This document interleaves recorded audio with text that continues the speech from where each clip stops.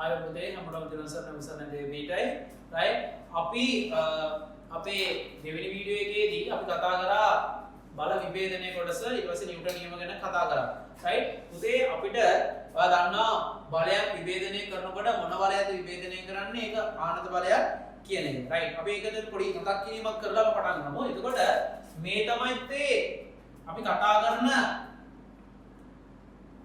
පොළොව මත බිහිලා තියෙන වස්තුව රයිට් එතන පොළොව මත බිහිලා තියෙන මේ වස්තුවට අපි දෙනවා මේ වගේ ඇදීමක් දෙනවා රයිට් එතකොට ඔයා දන්නවා පොළොවට සමාන්තරව මෙයා ඉන්නවා මේ අක්ෂය තිරස් අක්ෂය මේ තිරස් අක්ෂය මෙතනින් තමයි පුතේ බලය ඇදීම සිද්ධ වෙන්නේ මේ ආනත බලය මේක නිව්ටන් 10ක් කියලා අපි කියමුකෝ රයිට් මේක අංශක 30යි රයිට් එතකොට ඔයා දන්නවා මේක තමයි ස්පර්ශ පෘෂ්ඨය පොළොව තමයි මේ වෙලාවේ ස්පර්ශ පෘෂ්ඨය නේද මේ තමයි වස්තුව රයිට් ස්පර්ශ පෘෂ්ඨය එතකොට මේ බලය මොන බලයක්ද ඇත්තටම ඔයා දන්නවා ආනත බලය කියන්නේ මොකක්ද ස්පර්ශ පෘෂ්ඨයට මේක සමාන්තරනේ සමාන්තර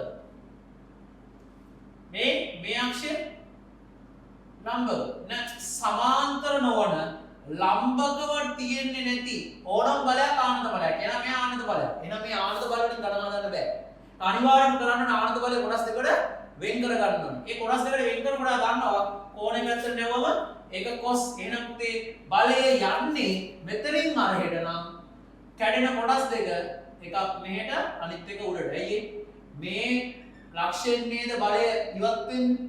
මේ ලක්ෂයෙන් බලය ඉවත් වෙනකොට ඉහළටයි ඉදිරියටයි තමයි කොටස් දෙක වෙන්වීම සිද්ධ වෙන්නේ නම් සමාන්තර බලය නම් මේ පැත්තට තියෙන බලය කෝණේ පැත්තට නවන්නේ කෝණේ පැත්තට නවනකොට cos 10යි cos අංශක 30. right උඩ පැත්තට මේ පැත්තට cos නම් කෝණය වෙනස් වෙන්නේ නැහැ පුතේ. උඩ පැත්තට sin 10යි sin 30. බලන්න එක හැටි. right කෝණේ පැත්තට cos එක 10යි cos 30. එහෙනම් කෝණය වෙනස් කරන්නේ නැහැ පුතේ. නම් උඩ පැත්තට තියෙන 10යි sin 30. පැහැදිලි නේද? එතකොට මේ බලය දැන් නැහැ. ඕක තමයි ආනත බල විභේදනයේදී අපි කතා කරේ. කොච්චර ගණන් නේද පුතේ? කොච්චරම තමයි ඒක. නමුත් අපි එමු ආනත තලයක. ආනත තලයක බල විභේදනය වෙන්නේ කොහොමද කියලා. ආනත තලයක අපි යොදන බලයක් විභේදනය වෙන්නේ කොහොමද කියලා. right? ඔයාලා නෝට් එක දාන්න කියලා කමක් නැහැ මේ කොටසදී. ඔයාලට මම ටියුට් එක එවලා දින්න දැනට. right? ආනත තලයක. දැන් ආනත තලයක මෙහෙම බලයක් යොදනවා කියලා හිතන්නකෝ. right? මේ තමයි ආනත තලය. හරිද? ඉතින් ආනත තලයක් කියන්නේ උදාහරණයක් විදිහට ගත්තොත් right? මගේ මේක පොළව නම් මේ තලයේ පොළව නම් මේක තමයි ආනත තලය. ඉතින් ආනත තලයේ මත වස්තුවක් තියෙනවා. ආනත තලයේ මත වස්තුවක්. රයිට්? ඉතින් ආනත තලයේ තමයි මේ වස්තුව තියෙන්නේ. පැහැදිලි නේ? ඒක තමයි ආනත තලය කියන්නේ. එතකොට මේ ආනත තලයේ මත වස්තුවක් තිබ්බට පස්සේ අපි මේව දෙයක් කරමු. මේ එතකොට දැන් පොළවනේ. මේ එතකොට පොළව. මේ කවුද? ස්පර්ශ පෘෂ්ඨය. ස්පර්ශ පෘෂ්ඨය. right දැන් අපි බල විභේදනයක් දාමු මම තල්ලු කරනවා මෙහෙට හැබැයි කල්පනාකාරී වෙන්න මේක අපි කියනවා මේක t ට කියලා කියනවා මොන කෝණයක් නේද හැබැයි මම මේ යොදන බලය පොළොවට සමානයි මේ යොදන බලය එහෙනම් මම මොකද කියන්නේ පොළොවට සමාන්තරව F බලයක් යොදනවා පොළවට සමාන්තරව F බලයක් යෙදීම දෙපොතේ පොළවට සමාන්තර F බලයක් යොදනවා පොළවට සමාන්තර පොළවයි ස්පර්ශ පෘෂ්ඨය වන ආනත තලය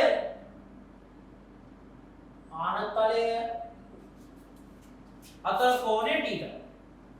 ආනත තලයේ ස්පර්ශ පෘෂ්ඨය කියන්නේ ස්පර්ශ පෘෂ්ඨය කියන ආනත තලයේ පොළව අතර කෝණය θ. right පුතේ? එතකොට මම මේ බලය යොදනවා. දැන් මේක ආනත බලය. හේතු බලය. හැමතිස්සෙම ආනත බලයක් ගන්නේ ස්පර්ශ පෘෂ්ඨයත් එක්ක සංසන්දනය කරලා. දැන් මේ බලය දෙන්නේ මෙතනට නේද? දැන් මේ වස්තුවනේ. මේ වස්තුවේ ස්පර්ශ පෘෂ්ඨය මෙයානේ. පස්සේ ස්පර්ශ පුෂ්ඨය මේ යන්නේ. එහෙනම් ස්පර්ශ පුෂ්ඨයට සමාන්තර අක්ෂය මේ යන්නේ. තමයි සමාන්තර. බලයේ ඉදිරියට ගත්තොත් ලම්බක අක්ෂය මේ අක්ෂය නේද? මේකනේ ලම්බක. එහෙනම් මට ඔක්කොම ඉස්සර කියන්නේ න F යන ආනද බලයක් නේ. F කියන්නේ ආනද බලය. F කියන්නේ ආනද බලයක්. මොකද මේක තමයි ලම්බක අක්ෂය, ස්පර්ශ පුෂ්ඨයේ ලම්බක අක්ෂය. මේක තමයි මේ ස්පර්ශ පුෂ්ඨය පුතේ. එහෙනම් පුතේ මේ කියන ලම්බක අක්ෂයේ නොවන මේ කියන සමාන්තර අක්ෂයේ නොවන මෙන්න මේ බලය ආනද බලයක් වෙනව නේද? එන ආනද බලෙන් ගණන් හදන්න බෑ. එහෙනම් ඔයා චුට්ටක් බලන්න කෝණ සම්බන්ධතාවයක් අරගෙන මේ ආනත බලය කොටස් දෙකකට විභේදනය කරන්න. මේ ආනත බලය කොටස් දෙකකට විභේදනය කරන්න. එහෙනම් මොන කොටස් දෙකකට විභේදනය කරන්න ඕන? ලම්බක අක්ෂයටයි සමාන්තර අක්ෂයටයි. කාටද? ස්පර්ශ පුෂ්ඨය. පොළ වැඩන්නේ. පොළත් එක නෙමෙයි අපි හැමතිස්සෙම කතා කරන්නේ ආනත බලයට ස්පර්ශ පුෂ්ඨයත් එක්ක. එහෙනම් මෙතන කෝණේ θ. ඔයා චුට්ටක් බලන්න මේ කියන සමාන්තර කියන එක්කෙනා කියන්නේ ස්පර්ශ පුෂ්ඨයනේ. එහෙනම් මේ දෙන්න එකිනෙක සමාන්තර තලයක නම් මේ කෝණේ θ නම් මේ කෝණේ θ නේද? හොඳට බලන්න. අනුරූප කෝණ එකිනෙකට ඒකාන්තර කෝණ එකිනෙකට සමානයි. විශේෂ ආකාරයට මෙයා ආරම් මෙතන සම්පාත කරා. මෙයා ආරම් මෙතන සම්පාත කරා. එතකොට මේ θ කෝණය මේ θ කෝණය එකිනෙකට සමානයි. එහෙනම් පුතේ බලය විභේදනය කරන්නේ F එක්කෙනා කෝණේ පැත්තට එනකොට F cos θ ඉහළ පැත්තට යෙදෙනවා. ඇයි ඒ? බලය යෙදෙන්නේ මෙතනට. බලය යෙදෙන්නේ මෙතනට. එහෙනම් ඉහළ පැත්තට. එහෙනම් මෙතනින් පහළට. එහෙනම් මේ පැත්ත F sin θ. එතකොට මේ බලය දැන් නැති වෙලා යනවා. එහෙනම් ආනත තලයක් මත ආනත තලයක වස්තුවට ආනත බලයක් යෙදීම. right? ආනත තලයක් මත වස්තුවකට ආනත බලයක් යෙදීම. ආයෙ බලන්න පුතේ. මේ තමයි පොළොව. මේ තමයි ස්පර්ශ පුෂ්ඨය මත තිබිලා තියෙන වස්තුව. පොළොවට සමාන්තරව F බලයක් යෙදෙනවා. පොළොවට සමාන්තරව යොදන්න. පොළොවට සමාන්තරව පුතේ අපි F බලයක් යොදනකොට ඒ F බලය නිසා එයා විභේදනය වී යුතුයි. ඒකට හේතුව ස්පර්ශ පුෂ්ඨයට යොදන ලබන මේ F බලය ආනත බලය. ඇයි ඒ? ස්පර්ශ පුෂ්ඨයට සමාන්තර අක්ෂය මේ අක්ෂය, ස්පර්ශ පුෂ්ඨයට ලම්බක අක්ෂය මේ අක්ෂය. ලම්බකත් නොවන සමාන්තරත් නොවන බලයකට කියන්නේ ආනත බලයක් කියලා නේ. F බලය ආනත බලයක්. මේ බලය අපි කොටස් දෙකකට විභේදනය කරන්න ඕන. එකක් පුතේ F cos θ අනිත් එක sin θ. එහෙනම් එකක් පහළට එකක් ඉහළට කියලා අපිට ඕගෙදි ලබා ගැනීමේ හැකියාව තියෙනවා. right? එහෙනම් පැහැදිලිව ලියා ගන්න මොකද්ද? ආනත තලයක වස්තුවකට ආනත බලයක් යෙදීම. ඒතකොට ඒකේ බල විභේදන අවස්ථාව තමයි ඔය තියෙන්නේ.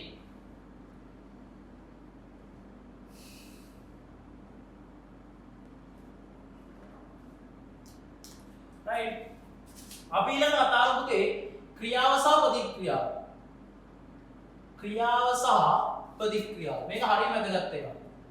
ක්‍රියාව ප්‍රතික්‍රියාව බල කියන තමයි ඔකට කියන්නේ. අපි ඔකට කියනවා ක්‍රියාව සහ ප්‍රතික්‍රියාව කියලා. right? මොකද හරියි. දැන් මම මේ විත්තිය තෙරපනවා. මම මේ විත්තිය තෙරපනකොට මම මේ තෙරපන ලබන දිශාවට ප්‍රතිවිරුද්ධ නැවත වාරයක් විත්තිය මගින් මාව තෙරපනවා වගේ දැනෙන්නේ නේද මට? මම විත්තිය තෙරපනකොට විත්තිය මගින් අනිත් පැත්තට මාව තෙරපීමක් වගේ දැනෙන්නේ නේද? right? මම කරන්නේ ක්‍රියාව. ඊට පස්සේ විත්තිය මම විත්තිය තෙරපනකොට තමයි විත්තිය මාව තෙරපවන්න පටන් ගන්න. එහෙනම් ඒක ප්‍රතික්‍රියාව. ඇත්තටම විද්‍යාඥයන්ට තාම හරියට හොයාගන්න බැරි වෙලා තියෙන පුතේ මෙතන ඇත්තටම මුලින් ක්‍රියාත්මක වෙන්නේ මොකක්ද කියලා. ඒ කියන්නේ දැන් මම මේක තෙරපනකොට කොටම විත්තිය මාව තෙරපනනේ. දැන් ඒක අපිට ගණන් හදන්න ගැටලුවක් වෙන්නේ නැහැ.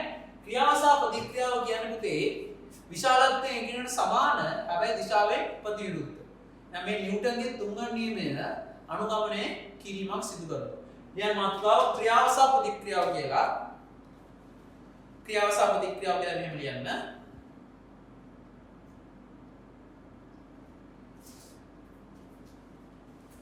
ඔබ බිත්තියක් තෙරපවන විට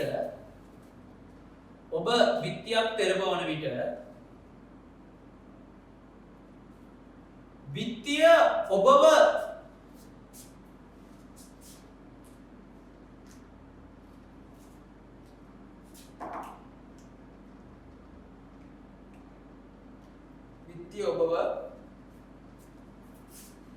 තෙරපීමකට ලක් කරනු යයි හැඟේ. ඔබ බිත්තිය තෙරපන විට බිත්තිය ඔබව තෙරපීමකට ලක් කරනු යයි හැඟේ.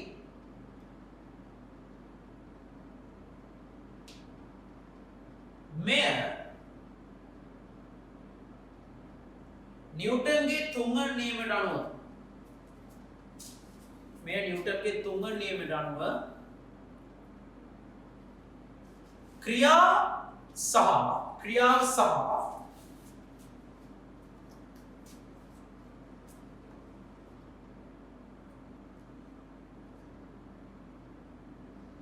ප්‍රතික්‍රියාව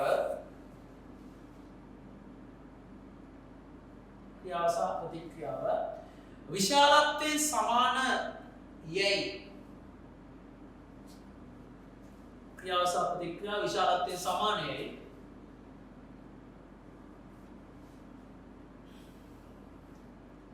සෙවිය හැක සමානයි ලබාගත හැක.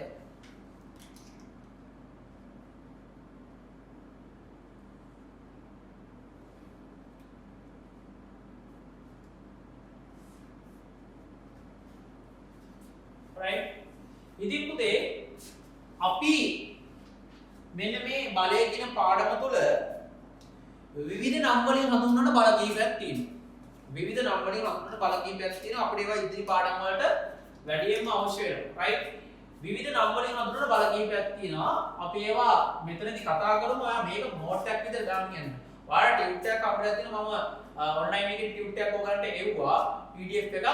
ඒකම ගැන හිතන්න එපා. මම ආන්නේ ගන්නන්නේ එක නෝට් එකක් විතර ඔයා දාන්න යන කමන්නේ.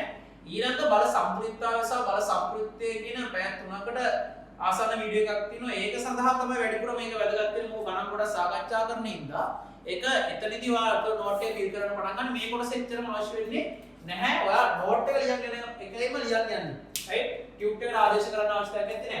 අපි මේ පාඩමේදී හදාරන බල කීපයක් තමයි පුතේ පළවෙනි එක අපි කතා කරොත් ආතති බල. right. ආතති බල.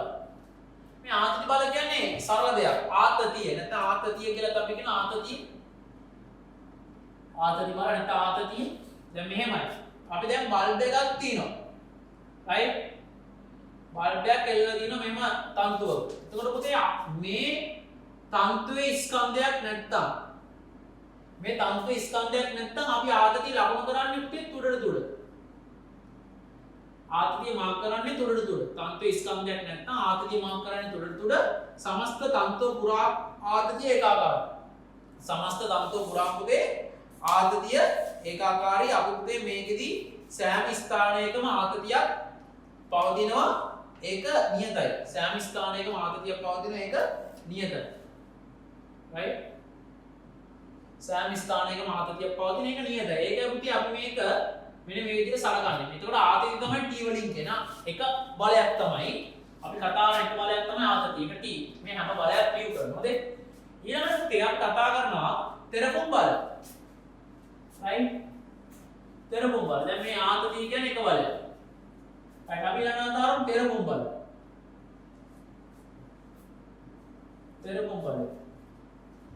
right. දණ්ඩක් තියෙනවා කියලා හිතනවා රබර් දණ්ඩක්. මම මේ පැත්තෙන් F කියන බලයකින් තල්ලු කරනවා. right. මම මේ පැත්තේ F කියන බලයකින් තල්ලු කරනවා. මේ පැත්තෙන් F කියන බලයකින් තල්ලු කරනවා. එතකොට ඔන්න ඔය විදිහට තෙරපුම් බල නිර්මාණය වීම සිද්ධ වෙනවා. අපි අඳින්නේ ඔය විදිහට. right. අපි අඳින්නේ ඔන්න ඔය විදිහට තෙරපුම් බල නිර්මාණය වීම සිද්ධ වෙනවා. මේවට කියන්නේ තෙරපුම් බල. ඊළඟට අපි කතා කරමු දේ අභිලම්බ ප්‍රතික්‍රියා. මෙන්න මේක හරි වැදගත් එකක්. right. හරි වැදගත් එකක්. අභිලම්බ ප්‍රතික්‍රියා.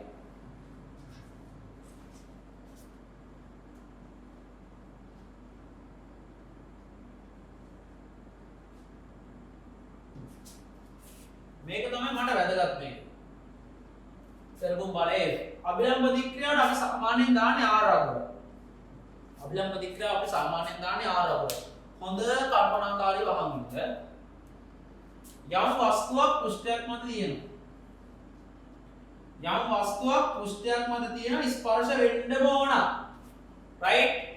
ඒ කියන්නේ මෙන්න මෙහෙම දෙයක්. මේ ෆෝන් එක මගේ අල්ල මත තිබ්බ කියන්නකෝ.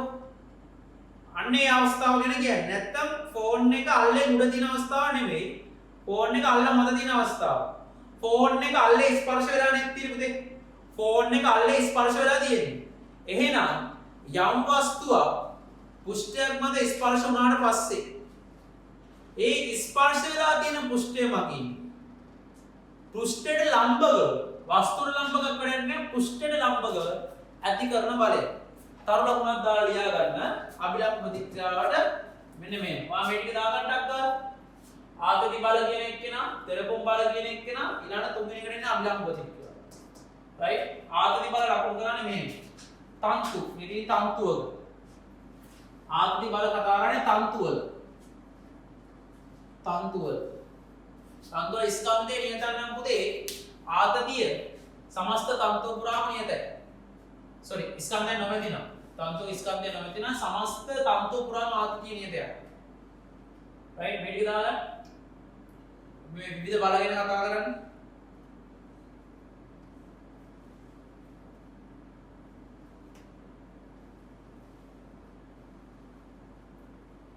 right අභිලම්බ ප්‍රතික්‍රියාවට මෙහෙම නිය. පෘෂ්ඨයක් මත වස්තුවක් තැබූ විට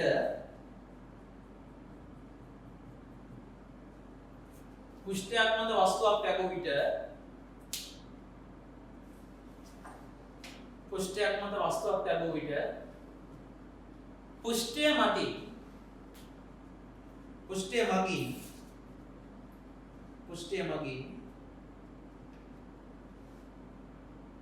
වස්තුව මත ඇති කරනු ලබන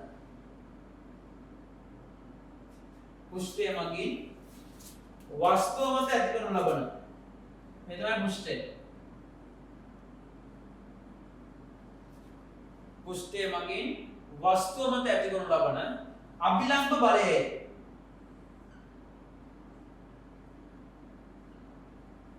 අභිලම්බ බලය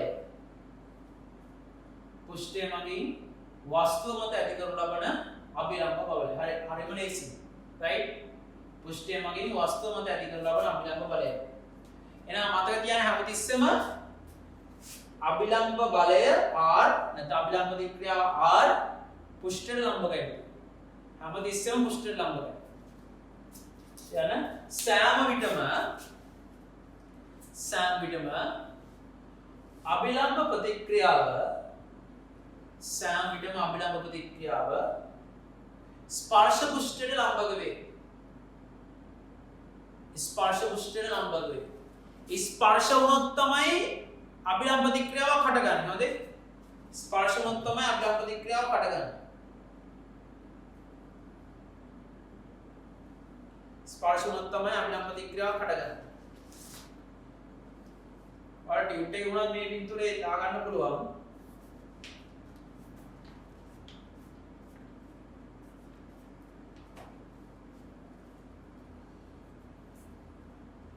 right ඊළඟ අපි කතා කරමු උඩුකුරු තෙරපුම්. අපි පුතේ උඩුකුරු තෙරපුම් ගැන විශේෂයෙන් කතා කරන පාඩම තමයි තරල විද්‍යාව කොටසදී හදාරන තරල ගති විද්‍යාව කොටසදී උඩුකුරු තෙරපුම් විශේෂයෙන් හදාරන තරල ස්ථිති විද්‍යාව කොටසදී right එතකොට මේ තමයි උඩුකුරු තෙරපුම්.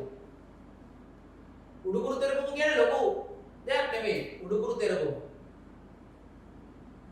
right උඩුකුරු තෙරපුම් කියන්නේ පුතේ යම් වස්තුවක් තරලයක් තුල අර්ධ වශයෙන් හරි පූර්ණ වශයෙන් හරි ගිල්ල තියෙනකොට ඒ වස්තුව මත හට ගන්නා වූ බලය right උඩුකුරු තෙරපුම් අපි දාන U කියන U මොකද්ද මේ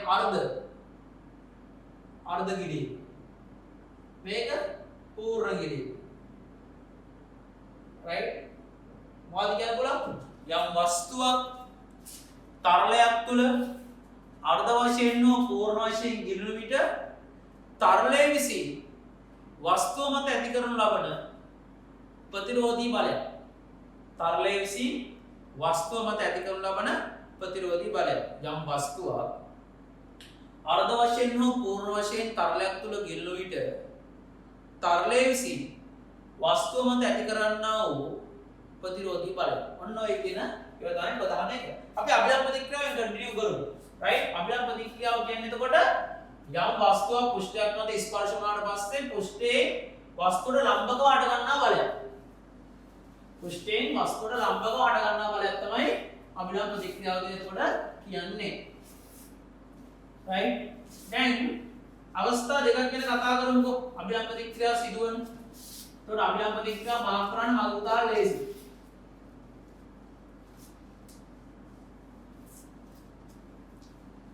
right දැන් මේක සරල අවස්ථාව. දැන් මේ පෘෂ්ඨ සුමටයි කියලා හිතන්න. මේ පොළව right පොළව මේක ස්පර්ශ පෘෂ්ඨයක වස්තු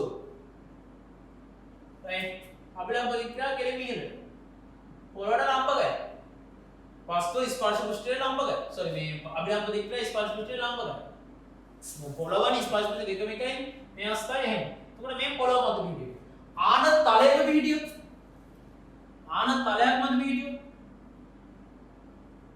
right වයිතන මේ ආන තලයේ සුමටයි කියලා සුමන ආනත් තලයේ කියලා දර්ශනයක උඩට වෙනස් වෙනවා සුමන ආනත් තලයේ කියලා මේ ආනත් තලයේ සුමටයි සුමන ආනත් තලය මේ අවස්ථාවේ සුමන ආනත් තලයක් මම සලකන්නේ අභිලම්බ ප්‍රතික්‍රියාව හරියටම ගමන් කරනවා වෘත්ත කේන්ද්‍රය හරහා right වෘත්ත කේන්ද්‍රය හරහා right මේ තමයි වෘත්ත කේන්ද්‍රය වන වචනය ආවා හැමතිස්සෙම අභිලම්බ ප්‍රතික්‍රියාව පොළොව මත පීඩියොත් වෘත්ත කේන්ද්‍රය හරහාම තමයි යන්නේ right ඉතින් අපි සමුදිත්තාය කොට සිද්ධාව කතා කරනවා right එතකොට පුතේ මේ තමයි වෘත්ත කේන්ද්‍රය වෘත්ත කේන්ද්‍රය හොඳට මතක තියාගන්න මේ තල දෙකම සුමටයි සුමට අවස්ථාවේදී ඉන්නේ සුමට අවස්ථාවේ කතා කරොත් අභිලම්බ ප්‍රතික්‍රියාව හරියට බෑනේ වස්තුවේ වෘත්ත කේන්ද්‍රය පුතේ වස්තුවේ වෘත්ත කේන්ද්‍රය කියන්නේ මොනවත්වත් නෙවෙයි වස්තුවක් යම් කිසි තැනකින් අපිට හරියට බැලන්ස් කරන්න පුළුවන් නම් උදාහරණ විදිහට මේ බලන්න right දැන් මම මේක බැලන්ස් කරනවා right මම මේක හරියට බැලන්ස් කරලා තියෙන්නේ මේ වස්තුවේ ගුරුත්ව කේන්ද්‍රයෙන් මේක බැලන්ස් කරලා තියෙන්නේ මම දැන් මේක හරියටම අරන් ඉන්නේ ගුරුත්ව කේන්ද්‍රේ ඒ ගුරුත්ව කේන්ද්‍රයෙන් තමයි වස්තුවේ සමස්ත බර ක්‍රියාත්මක වෙන්නේ අන්න ඒවා දැන් ඉස්සරහට දැන් කතා කරනකොට right සමස්ත වස්තුවේම බර ක්‍රියාත්මක වෙන්නේ මේ ගුරුත්ව කේන්ද්‍රය එහෙනම් අභිලම්බ ප්‍රතික්‍රියාව ක්‍රියාත්මක වෙන්නේ ගුරුත්ව කේන්ද්‍රය හරහා ඉහළට මොන අවස්ථාවේද සුමට තලයක් මේක සුමට ආනත් තලයක් මේක ආනත් තල අවස්ථාව මේ තමයි සුමට ආනත තලය මේක තමයි පොළොව මේක තමයි පොළොව සයිඩ් එක ප්‍රශ්නයක් නැත්තේ නෑ මේ අභිලම්බ ප්‍රතික්‍රියාව right ඔන්න ඔය විදිහට දාගන්න පුතේ right කර මේ තමයි පොළොව මත තියෙනකොට අභිලම්බ ප්‍රතික්‍රියාව ඇති වෙන ආකාරය මේක තමයි ආනත් තලයක් මත තියෙනකොට අභිලම්බ ප්‍රතික්‍රියාව ඇති වෙන ආකාරය එහෙනම් මේ තමයි පොළොව අභිලම්බ ප්‍රතික්‍රියාව අපිට වැඩිපුර අවශ්‍ය වෙන විදිහේ සම්මුතිතාවය කියන කොටසට සහ ඊළඟට අපිට කතා කරන්න තියෙන ඝර්ෂණයේ කොටසට. right පොළොව මත තියෙනකොට අර සුමට ආනත් තලයක් මත තියෙනවා. ගණනය කිරීම කීපයකට එමු. සරල ගණනය කිරීම ඔයගන්ට ටියුට් එක ගණන් දාලා තියෙන සරල ගණනය කිරීමකට එමු. right ඉතින් ඔයා දාගන්න මාතෘකාව බර කියලා. බර කියන්නේ මොකද්ද? බලන්න හොඳේ. යම් වස්තුවක් තියෙනවා. යම් වස්තුවක් කොහෙද ඉබ්බත් ප්‍රශ්නයක් ඇත්තේ නැහැ. යම් වස්තුවක් තියෙනවා කියලා හිතන්නකො. වස්තුවේ සමස්ත ස්කන්ධයේ ක්‍රියාත්මක වන ස්කන්ධ කේන්ද්‍රය. සමස්ත වස්තුවේ ස්කන්ධයේ ක්‍රියාත්මක වන ස්කන්ධ කේන්ද්‍රය. ගුරුත්ව කේන්ද්‍රය කියලා තමයි අපි හඳුන්වන්නේ. මේ ගුරුත්ව කේන්ද්‍රය හැමතිස්සෙම පුතේ පොළොව පැත්තට ලම්බකයි. ගුරුත්වය හැමතිස්සෙම කියන්නේ ගුරුත්ව කේන්ද්‍රයේ මේ ගුරුත්ව කේන්ද්‍රයෙන් ක්‍රියාත්මක වෙන්නේ බර බුදු. බර හැමතිස්සෙම පොළොවට ලම්බකයි මේ පොළොව. උතර මතකද මේ වස්තුව. මේ තමයි ගුරුත්ව කේන්ද්‍රය. එහෙනම් මේකයි කතන්දරේ බර මාතෘකාව දාගන්න බර කියලා. right බර කියලා මාතෘකාව දාගන්න. දැන් අභ්‍යම්බ ප්‍රතික්‍රියාවේ අපි දැන් ආවේ බරට. මොකද ඊට පස්සේ කන්ටිනියු කරන්නේ ඒක ලේසි. right බර කියන්නේ මොකක්ද එතකොට? වස්තුවේ ගුරුත්ව කේන්ද්‍රයෙන් හරියටම පොළවට ලම්බ ක්‍රියාත්මක වන බලයක්. ඇත්තටම බර කියන්නේ බලයක්. බර යන බලය. සාමන් කිව්වේ නෑ ඔන්නේ බලය කියන්නේ මොකක්ද කියලා. බර කියන්නේ මොකක්ද කියලා. යම් වස්තුවක් යම් ගහලෝකයට ඇද ගන්නා වූ හැකියාව ඒ බලය අපි බර කියලා හඳුන්වනවා. යම් වස්තුවක් යම් ගහලෝකයට ඇද ගන්නා වූ බලය අපි බර කියලා හඳුන්වනවා. නමුත් ඒ බර කියන්නේ මොකද්ද? බර සමානයි වස්තුවේ ස්කන්ධය ගුණ කරන්න ගුරුත්වද චොරණය. ගුරුත්වද ත්වරණය.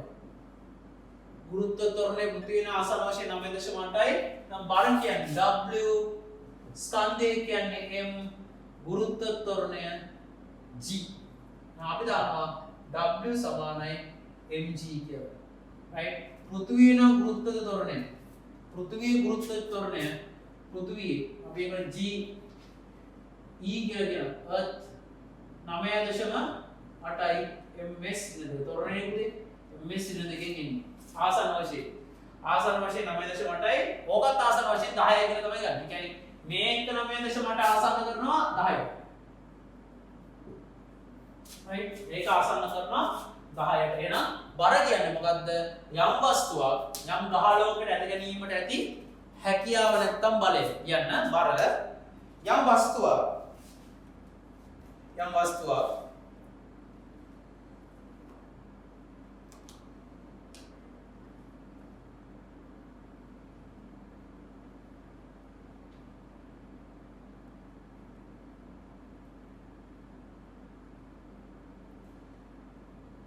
යම් ගහලෝකයක් දෙසට යම් වස්තුවක් යම් ගහලෝකයක් දෙසට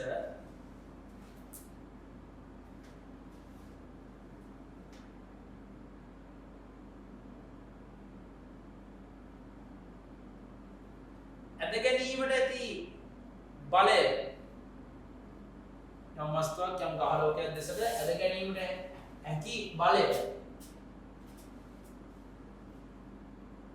හොඳයි බර ලෙස හඳුන්වයි. ඇද ගැනීමට ඇති හැකියාව නැත්නම් බලය බර ලෙස හඳුන්වයි. right? බර කියන්නේ උදේ අන්න ඒකට. එතකොට ගහලෝකයෙන් ගහලෝකයට වස්තුවේ බර වෙනස් වෙනවා. යම් වස්තුවක බර පුතේ ගහලෝකයෙන් ගහලෝකයට වෙනස් වෙනවා. ස්කන්ධ වෙනස් වෙන්නේ ඇයි ඒ? ගහලෝකයෙන් ගහලෝකයට පුතේ ගුරුත්වය ත්වරණය වෙනස් වෙනවනේ. ගහලෝකයෙන් ගහලෝකයට ගුරුත්ව ත්වරණය වෙනස් වෙනවා. G වෙනස් වෙනවා. දැන් පෘථිවිය 9.8යි. හදේ නම් මේකෙන් අයින් එක. ඉන්දා ගහලෝකයෙන් ගහලෝකයට ගුරුත්ව ත්වරණය වෙනස් වුණා වස්තුවක බර ගහලෝකයෙන් ගහලෝකයට වෙනස් වෙනවා. දැන් පෘථිවියේ ගුරුත්වාකර්ෂණ බලය අඩුම රට තමයි ලංකාව. පෘථිවියේ ගුරුත්වාකර්ෂණ බලය අඩුම රට තමයි ලංකාව. එතකොට පුතේ දැන් ගුරුත්වාකර්ෂණ එන්න අඩු වෙනකොට කියන්නේ ගුරුත්වාකර්ෂණ මේ කියන ගුරුත්ව ත්වරණය එන්න අඩු වෙනකොට අපි කතා කරනවා ඒකේ බර අඩු වෙනවා. හඳේ බර හඳේ වස්තුවක බර අඩුයි. ඒ කියන්නේ පුතේ නිනාංශක හඳේ පැන පැන ගියායක් වගේ.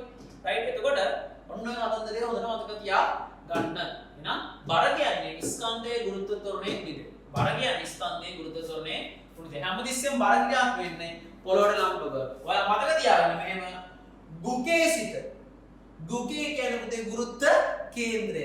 ගුකේ සිට පහළට බරයි. ගුකේ සිට පහළට බරයි. වස්තුවේ ගුරුත්ව කේන්ද්‍රය හරියටම පොළොවට ලම්බකව බර ක්‍රියාත්මක කරනවා. right? එහෙනම් බර එහෙනම් ලිව්වා දැන් දෙයක් හැකියාවයි යන සෑම විටම බර ක්‍රියාත්මක වන්නේ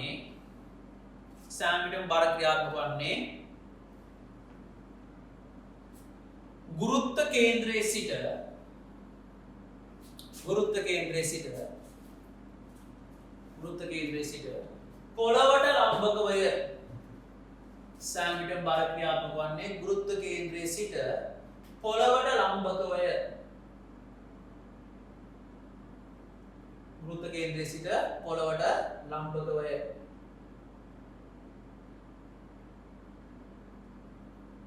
බර යන ගුරුත්ව කේන්ද්‍රයේ සිට පොළවට ලම්බකවය.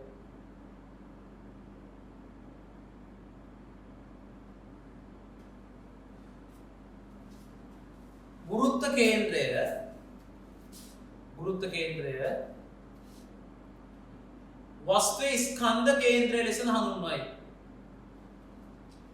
ගුරුත්ව කේන්ද්‍රය වස්තුවේ ස්කන්ධ කේන්ද්‍රය ලෙස හඳුන්වයි. ගුරුත්ව කේන්ද්‍රය වස්තුවේ ස්කන්ධ කේන්ද්‍රය ලෙසද හඳුන්වයි. රයිට්. දාගන්න දෙකක් ගාලා ඔතන නෝට් එක. මේ නෝට් එක දාගන්න. එතකොට බර යන බලයක් එහෙනම් ඒකකයේ නිව්ටන්. ආන දෙයක් ඇත්තේ නැහැ. යුනිට් එක නිව්ටන්. Unit Newton. බර යන බලයක් යුනිට් එක නිව්ටන්. right note එක දාගන්න ටක් ගාලා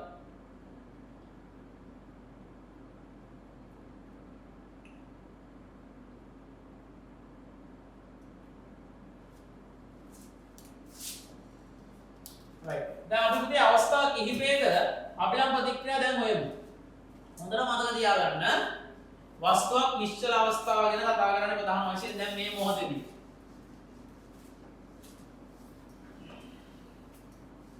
ඔයාලට අකල් ස්ටොප් බටන් එක ඔබලා නෝට් එක දාගන්න වැඩි ඩේටා ප්‍රමාණයක් නාස්ති කරන්නත් එපා. හරි ඉස්සරහට දැන් ඔබට හරි අමාරු වෙන ඉස්සරහට දාව ඩේටාත් ඕන YouTube ගන්න ඕන. හරි දැන් ඉස්සරහට ඔයගොල්ලන්ට YouTube එකකින් බලා ගන්නත් පුළුවන් වීඩියෝස් ටික. right YouTube හරහා බලා ගන්න පුළුවන්. ඒකද අපි කමෙන්ට් සකස් කරලා තියෙන්නේ ඔයගොල්ලන් කරුණාකරලා රෙජිස්ටර් වෙන්න ඕනේ උතුරන් තරම් ඉක්මනට. right රෙජිස්ටර් වෙලා නැති අය ඉන්නවා නම් දැන් කොහොමද මේක වරන්නා නිකන් රෙජිස්ටර් විය යුතු එක අපි කියන කතාව කරමු. right හරි පුතේ එතකොට අපි අභිලම් ප්‍රතික්‍රියා සොයන්න යන්නේ. හොඳට මතක තියාගන්න. right යම් වස්තුවක් නිශ්චල නම් යම් වස්තුවක් තියෙන නිශ්චල නම් හෙල්ලෙන්නේ නැත්තම් දැන් මම මේ කෙලින් ඉන්නවා හෙල්ලෙන්නේ නැහැ. මගේ බර පහළට. හැබැයි මම පොළොව මත ඉන්නවනේ. හැබැයි මම නිශ්චලයි. මගේ බර පල්ලෙහාට තියෙනවා මම පොළොවට අඩන් යන්නේ බෑතුලට. නෑනේ අඩන් යන්නේ. එහෙම යන්නේ. එහෙනම් මම ස්පර්ශ වෙලා ඉන්නේ. මම ස්පර්ශ වෙලා ඉන්නවනම් ඒ ස්පර්ශ වීම තියෙන පුෂ්ඨයෙන් හරියටම මගේ කකුල් දෙක මත යටිපතුල් මත ඉහළට ඇති කරනවා අභිලම්බ ප්‍රතික්‍රියාව. හරිනේ ස්පර්ශ මැද්දේ අභිලම්බ ප්‍රතික්‍රියාවක් තියෙන්නේ. ස්පර්ශ උනේ නැත්නම් අභිලම්බ ප්‍රතික්‍රියාවක් නැහැ නේ පුතේ. ස්පර්ශ මත තමයි අභිලම්බ ප්‍රතික්‍රියාවක් තියෙන්නේ. ස්පර්ශ මත අභිලම්බ ප්‍රතික්‍රියාවක් තියෙනවා. එහෙනම් මම ස්පර්ශලා ඉන්නේ පොළොව මත. නම් පොළොවෙන් මා මත අභිලම්බ ප්‍රතික්‍රියාව කියනට යෙදෙනවා. එහෙනම් මම මගේ බර පහළට ක්‍රියාත්මක වෙනවා. මා ස්පර්ශලා තියෙන පොළොව මත නම් පොළොවෙන් ඉහළට අභිලම්බ ප්‍රතික්‍රියාවක් ක්‍රියාත්මක වෙනවා. එහෙනම් මගේ පුතේ අපිට ගන්න පුළුවන් හොඳට මතක තියාගන්න මෙන්න මේක. මේක හැතිශේම ඕන තැනකට වැදගත්. යම් වස්තුවක් නිශ්චල නම් ඉහළට බල පහළට බල සමානයි. උඩට පහළට බල සමානයි. වමට බල දකුණට බල සමානයි. එහෙනම් වස්තුවක් නිශ්චල නම් ඉහළට බල පහළට බල සමානයි. වමට බල දකුණට බල සමානයි. එහෙනම් වස්තුවක් නිශ්චල නම් ඉහළට බල පහළට බල සමානයි නම් වමට බල දකුණට. එහෙනම් වස්තුවක් නිශ්චල නම් ඉහළට බල පහළට බල වමට බල දකුණට. ඉහළට බල පහළට බල වමට බල දකුණට. දෙපැත්තට සමානයි. ඉහළට පහළට බල සමානයි. වමට දකුණට තියෙන බල සමානයි. යම් වස්තුවක් නිශ්චල නම් ඒක හොඳට ඔබේ මතක තියාගන්න. මා දෙන අයම් ජීවිතේට අමතක වෙන්නේ. යම් වස්තුවක් නිශ්චල නම් ඉහළට බල පහළට බල සමානයි. වමට බල දකුණට බල. රෙක්ට් ආන්සර්. දාන්න. හරිද? එතකොට අපි පොඩි ගණනක් අහමු. හරිද? ඕකේ ටියුට් එකේ ඔයාලා ගණන් කීපයක් තියෙනවා. මේක බලුවට පස්සේ ඔයාලට ඒ ගණන් ටික හත් වෙයි. රයිට්? දැන් මේ වස්තුවක් තියෙනවනේ. මේ වස්තුවේ අපිට දෙන ස්කන්ධය කිලෝග්‍රෑම් 10යි කියලා. ස්කන්ධය කිලෝග්‍රෑම් 10යි. රයිට්?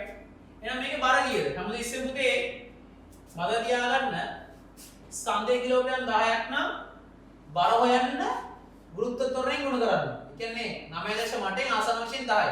එතකොට නිව්ටන් 100. බර නිව්ටන් 100. එහෙනම් බර ඉංචි සමාන නිව්ටන් 100. අමතක කරන්න එපා. අහන්නේ අභිලම්බ ප්‍රතික්‍රියාව. අහන්නේ අභිලම්බ ප්‍රතික්‍රියාව. දැන් අභිලම්බ ප්‍රතික්‍රියාව R කීයද කියලා අහන්න. අභිලම්බ ප්‍රතික්‍රියාව දැන් වස්තුව නිශ්චලයි නේද? වස්තුව නිශ්චලයි. නිශ්චල වස්තුව මොකුත් දෙilla නැහැ. කවුරුත් අමතර බලයක් දැම්මේ නැහැ. වස්තුව නිශ්චලයි. මා වස්තුව. ඕන නොනට සමානයි මා වස්තුව. රයිට්? එතකොට රයිට් මේ මම ඉන්නේ මේ පොළොව මත. එතකොට මා නිශ්චල. අභිලම්බ ප්‍රතික්‍රියාව වෙන හරියටම මේ කවුද? බුකේ. එහෙනම් බුකේ සිට පහළට බර දිබ්බා පොළොවට ලම්බකව වස්තුව නිශ්චල නිසා අනිවාර්යයෙන්ම අභිලම්බ ප්‍රතික්‍රියාව ගුරුත්ව කේන්ද්‍රය හරහාම ගමන් කරනවා කියලා. ගුරුත්ව කේන්ද්‍රය හරහාම ගමන් කරනවා කියලා. කාටද සමානයි? ඉහළට බල සමානයි පුතේ පහළට බල. එයි වස්තුව නිශ්චලයි. වස්තුව නිශ්චල නම් ඉහළට බල පහළට බල සමානයි. හොඳට මතක තියාගන්න. අනිවාර්යයෙන්ම හැමතිස්සෙම දාන්න. ඉහළට බලය කවුද? R. පහළට බලය කවුද? mg. අභිලම්බ ප්‍රතික්‍රියාව R කියන්නේ කියන පුතේ නිකම් වෙනවා නිව්ටන් 100ක් කියලා. නිකම් වෙනවා නිව්ටන් 100. දැන් පැහැදිලිනේ. වස්තුවක්මද වස්තුවක් තියෙන බලමු. ගොඩක් බය වෙනවා ගොඩක් වෙලාවට වස්තුවක්මද වස්තුවක් තියෙන. right? ස්පර්ශ වෙන හැමදේම අභිලම්බ ප්‍රතික්‍රියාව තියෙනවා. ස්පර්ශ වෙන හැමදේම අභිලම්බ ප්‍රතික්‍රියාව තියෙනවා. ඒක අමතක කරන්න එපා. හැබැයි මේ වස්තුවේ සමස්ත පත්වයේ හරිද? ගුරුත්ව කේන්ද්‍ර අපිට හොයන්න ඕනේ නැහැ. දැන් මෙහෙම එකක් තිබ්බොත් මේ වස්තුවේ ස්කන්ධය කිලෝග්‍රෑම් 10යි. මේකේ ස්කන්ධය කිලෝග්‍රෑම් 5යි කියලා හිතන්න. අංකයකට මේ වස්තුව මේ A කියන වස්තුව මේක B කියන වස්තුව නිකන් හිතන්න. A කියන වස්තුව B කියන වස්තුව ස්පර්ශ වෙලා නැති. එහෙනම් මෙතනින් අනිවාර්යයෙන්ම අභිලම්බ ප්‍රතික්‍රියාවක් තියෙනවා. මේක වෘත්ත කේන්ද්‍ර කියලා හිතන්න. මෙයා ඕකේ පල්ලෙහාට පරදි. right? පල්ලෙහාට නිකන් පිළිති. මේ කියන වරට අදාළ මෙතනින් ඉර අභිලම්බ ප්‍රතික්‍රියාවක් තියෙනවා. දැන් මේකේ බර කීයද නිව්ටන් 50යි. දැන් මෙතනින් අභිලම්බ ප්‍රතික්‍රියාව R1 නිව්ටන් 50යි. දැන් සමස්ත පද්ධතියම දැන් උඩ දින එකාට දැන් ඔයා සිමෙන්ති කොටයක් අරන් තියාගත්ත කියන්නකො. සිමෙන්ති කොටේ බරත් ඔයාගේ යටිපතුල් මත දැනෙන්නේ නැද්ද? එහෙනම් ඉතින් පන්තියකට නෙමෙයි සිමෙන්ති කොටයක් අරන් තියන් හරි වැඩි කරේ. බර නැත්තම්. කවුරු දෙකට බර දැනෙන්නේ ඉඳන්නේ බං. ඒක කරන් ඉන්නේ නැත්නම් අපි කාවක් කරේ තියන් පන්ති වඩුලා ඉන්නේ ඈ. රයිට් එහෙම පන්ති තියෙනවා. රයිට් අපේ පන්ති එහෙම නැහැ. රයිට් එතකොට මෙන්න මේ කියන එක්කෙනා ගුරුත්ව කේන්ද්‍රය මෙතන කියලා හිතන්නකො. නිකන් සරලව. එහෙනම් මේක පල්ලෙහාට දෙන්න. එහෙනම් මෙතනින් mg 15. ඒක නිව්ටන් 100යි. හැබැයි පුතේ මේ සමස්ත පද්ධතිය මත ඉහළට අභිලම්බ ප්‍රතික්‍රියාව ක්‍රියාත්මක වෙනවනේ. නේ? මේ සමස්ත පයි මේ ස්පර්ශ මුෂ්ටි මේ ස්පර්ශ මුෂ්ටි කියන්නේ සමස්ත අභිලම්බ ප්‍රතික්‍රියාව මේ 100යි මේ 50යි දෙකේම එකතු. එතකොට මෙතන එන සමස්ත අභිලම්බ ප්‍රතික්‍රියාව R ටෝටල් එක ගත්තොත් මෙතන එන ඔක්කොම 100 ධන 50 කීයද 150 කියලා. හොඳට මතකද? ඇයි කෙනෙක් උඩ කෙනෙක් ඉන්නවා එන සමස්ත මේ පත්‍ර මතින් සමස්ත මේ මුෂ්ටිය මතින් ඇති කරන අභිලම්බ ප්‍රතික්‍රියාව RT 150යි. මේ මුෂ්ටිය මතින් ඇති කරන ප්‍රතික්‍රියාව 50යි. මොකෝ මේ කියන ස්කන්ධයත් මෙයා දරාගෙන ඉන්නවනේ. එතකොට සමස්ත පද්ධතියම තමයි මේ මුෂ්ටිය බලපාන්නේ. පැහැදිලිනේ? එතකොට මේ මුෂ්ටිය තමයි අභිලම්බ ප්‍රතික්‍රියාව ක්‍රියාත්මක වෙන්නේ. තමයි සරලයි. එහෙනම් මෙතනින් පහළට අපි මෙතන දෙකට දාන්න ඕනේ නෑනේ. මේ කිලෝග්‍රෑම් පයින් මේ පැත්තට පහළට නිව්ටන් 50. මේ නිව්ටන් 50ක් මෙයා දරන් ඉන්න ඕනේ. එතකොට මෙයාගේ දරන 100යි.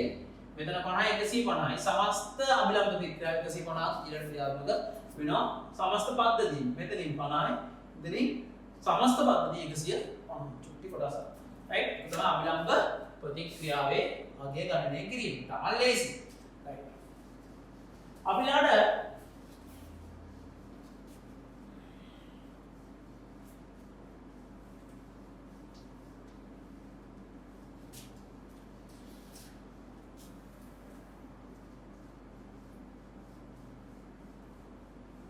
घर्षणයට යනවා. right? घर्षණය නම් ලේසි. හරිද? घर्षණය ලේසි. ඒක අවස්ථා තුනකට අපි කඩලම කතා කරමු. ලොකු දෙයක් ඇත්තේ නැහැ. අවස්ථා තුනකට. right? මුලින්ම ස්ථිතික. घर्षණයේ අවස්ථා තුනක් තියෙනවා. घर्षණයේ අවස්ථා තුන තමයි ස්ථිතික, සීමාකාරී අනිත් එක ගතික. ස්ථිතික, සීමාකාරී සහ ගතික. ස්ථිතික, සීමාකාරී සහ ගතික. හරි. හිතන්නකො. මෙන්න පොළොව තියෙනවා. right? පොළොව මත වස්තුවක් තියලා තියෙනවා. පොළොව මත වස්තුවක් තියලා තියෙනවා. right? මම මේ වස්තුවට බලයක් යොදනවා. F කියන බලයක් යොදනවා. වස්තුව චලිත වෙන්නේ නැහැ. වස්තුව චලිත වෙන්නේ නැති වෙන හේතුවක් තියෙන්නේ මේ මොකක් කරේ? එහෙනම් නිව්ටන්ගේ තුන්වෙනි නියමයට අනුව පළමු නියමයට අනුව යම් වස්තුවකට බාහිර අසමතුලිත බලයක් නොයදෙනතා නිශ්චලතාවයේ ඇති වස්තුව නිශ්චලතාවයේද චලන වෙමින් පවතින වස්තුව ඒකාකාර ප්‍රවේගයෙන් චලිත වෙනවා. දැන් උදාහරණයක් විදිහට මම කියන්නම් ඔයාලට දෙයක්. දැන් මේ වස්තුව චලිත වෙන්නේ නැහැ. තාම නිශ්චලයි. තාම නිශ්චලයි. right? එහෙනම් මේ වස්තුව නිශ්චල වෙන්න නම් මොකද්ද වෙන්න ඕන? මම යොදනවා F කියලා බලයක්. ඉතින් වස්තුව යන්නේ බෑ. වස්තුව යන්නේ නැහැ. මම යොදන F කියලා බලය වස්තුව යන්නේ නැහැ. වස්තුව යන්නේ නැති ඉන්න ප්‍රධාන හේතුව පුතේ වස්තුව ස්පර්ශ වෙලා තියෙන මේ ස්පර්ශ මුෂ්ටිය දිනන්නේ.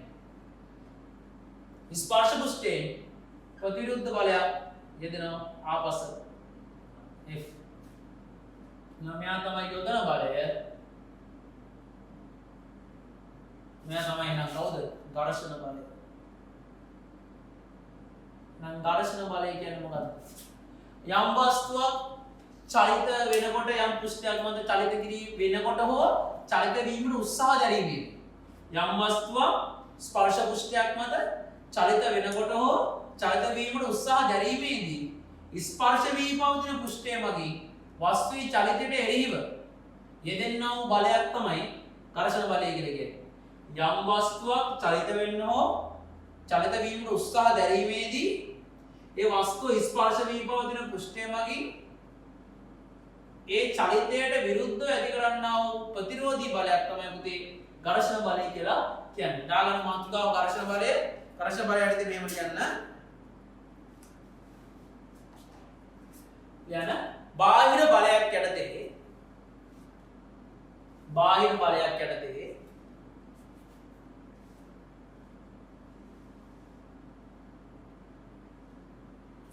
පුෂ්ඨයක් මත පවතින වස්තුවක් බාහිර බලයක් යටතේ පුෂ්ඨයක් මත පවතින වස්තුවක් චලිත වන විට හෝ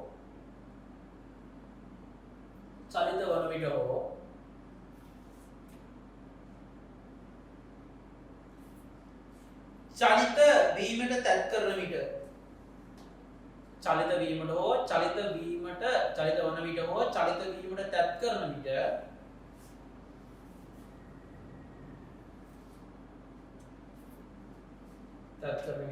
චලිත දිශාවට ප්‍රතිවිරුද්ධව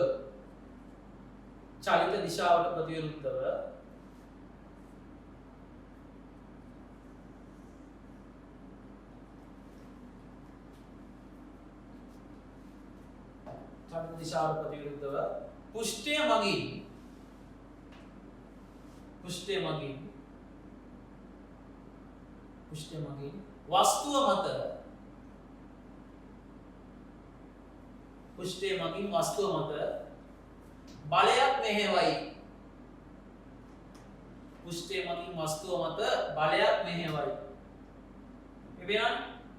මගින් වස්තුව මත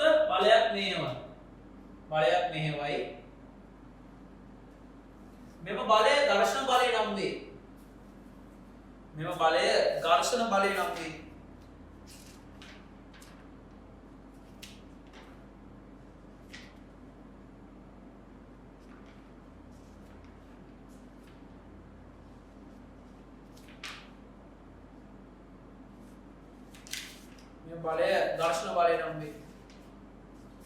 ටියුට් එක ළඟ තියෙන අයට පුළුවන් පුතේ පිටුවංක 21 දී ඔය අදාළ කොටස් වලට අදාළ ටික ලියා ගන්න. හරිද? අනිත් අය නෝට් එක දාගත්තට අවුලක් නැත්තේ නැහැ. කප්පි සිලබස් එකේ නැහැ. රයිට්? නමුත් කප්පි ගැන මම ස්වල්පයක් කතා කරනවා ඔයගලන් එක්ක. රයිට්? හරි. දැන් බලමු ඝර්ෂණයේ අවස්ථා තුන. උතර ස්ථිතික ඝර්ෂණ බලය, සීමාකාරී ඝර්ෂණ බලය සහ ගතික ඝර්ෂණ බලය. එතකොට ස්ථිතික ඝර්ෂණ බලය කියන්නේ මොකක්ද? ස්ථිතික ඝර්ෂණ බලය කියන්නේ යොදන බලයයි අපිට ආපස්සට ඇති වෙන ඝර්ෂණ බලයයි තාම සමානයි. ඒ කියන්නේ අපි යොදන බලය F නම් අපිට තියෙන ඝර්ෂණ බලය F එකිනෙකට සමානයි. යම් තාක් දුරකට වැඩි කරගෙන යනවා. දැන් මේ වස්තුව මත මම මේ යොදන F බලය ක්‍රමයෙන් වැඩි කරගෙන යනකොට මේ යොදන F බලය ක්‍රමයෙන් වැඩි කරගෙන යනකොට මේ වස්තුවේ චලිත වෙන්න පටන් ගන්න මොහොතක් තියෙනවා. ඒ චලිත වෙන්න පටන් ගන්න මොහොත තියෙනනේ. තාම චලිත වෙන්නේ නැහැ. තාම නිශ්චලයි. චලිත වෙන්න පටන් ගන්න මොහොතක් තියෙනවා. ඒ කියන්නේ තව දශම ස්ථාන 30ක් හරි මම මේ බලය වැඩි කරොත් මේ වස්තුව චලිත වෙනවා. දශම ස්ථාන 30ක් හරි මම මේ යොදන බලය වැඩි කරොත් මේ වස්තුව චලිත වෙනවා. අන්නේ චලිත වෙන අවස්ථාව කියන්නේ පුතේ චලිත වෙන පටන් ගන්නම තියෙන අවසානම අවස්ථාව කියන්නේ උපරිම ඝර්ෂණ බලය දෙන අවස්ථාව. ඒ කියන්නේ සීමාකාරී ඝර්ෂණ බලය කියන්නේ පුතේ සීමාකාරී අවස්ථාව කියන්නේ උපරිම ඝර්ෂණ බලය.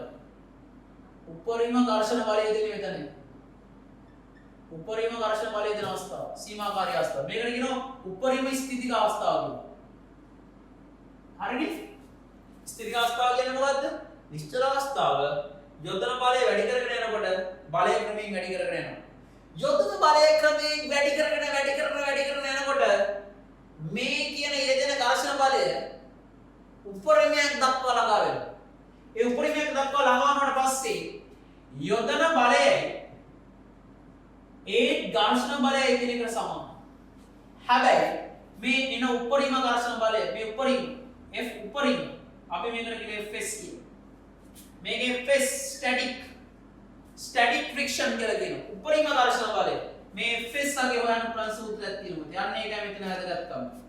මෙතනදී නම් යොදන බලය ඝර්ෂණ බලය සමාන. මෙතනදී යොදන බලය ඝර්ෂණ බලය සමාන.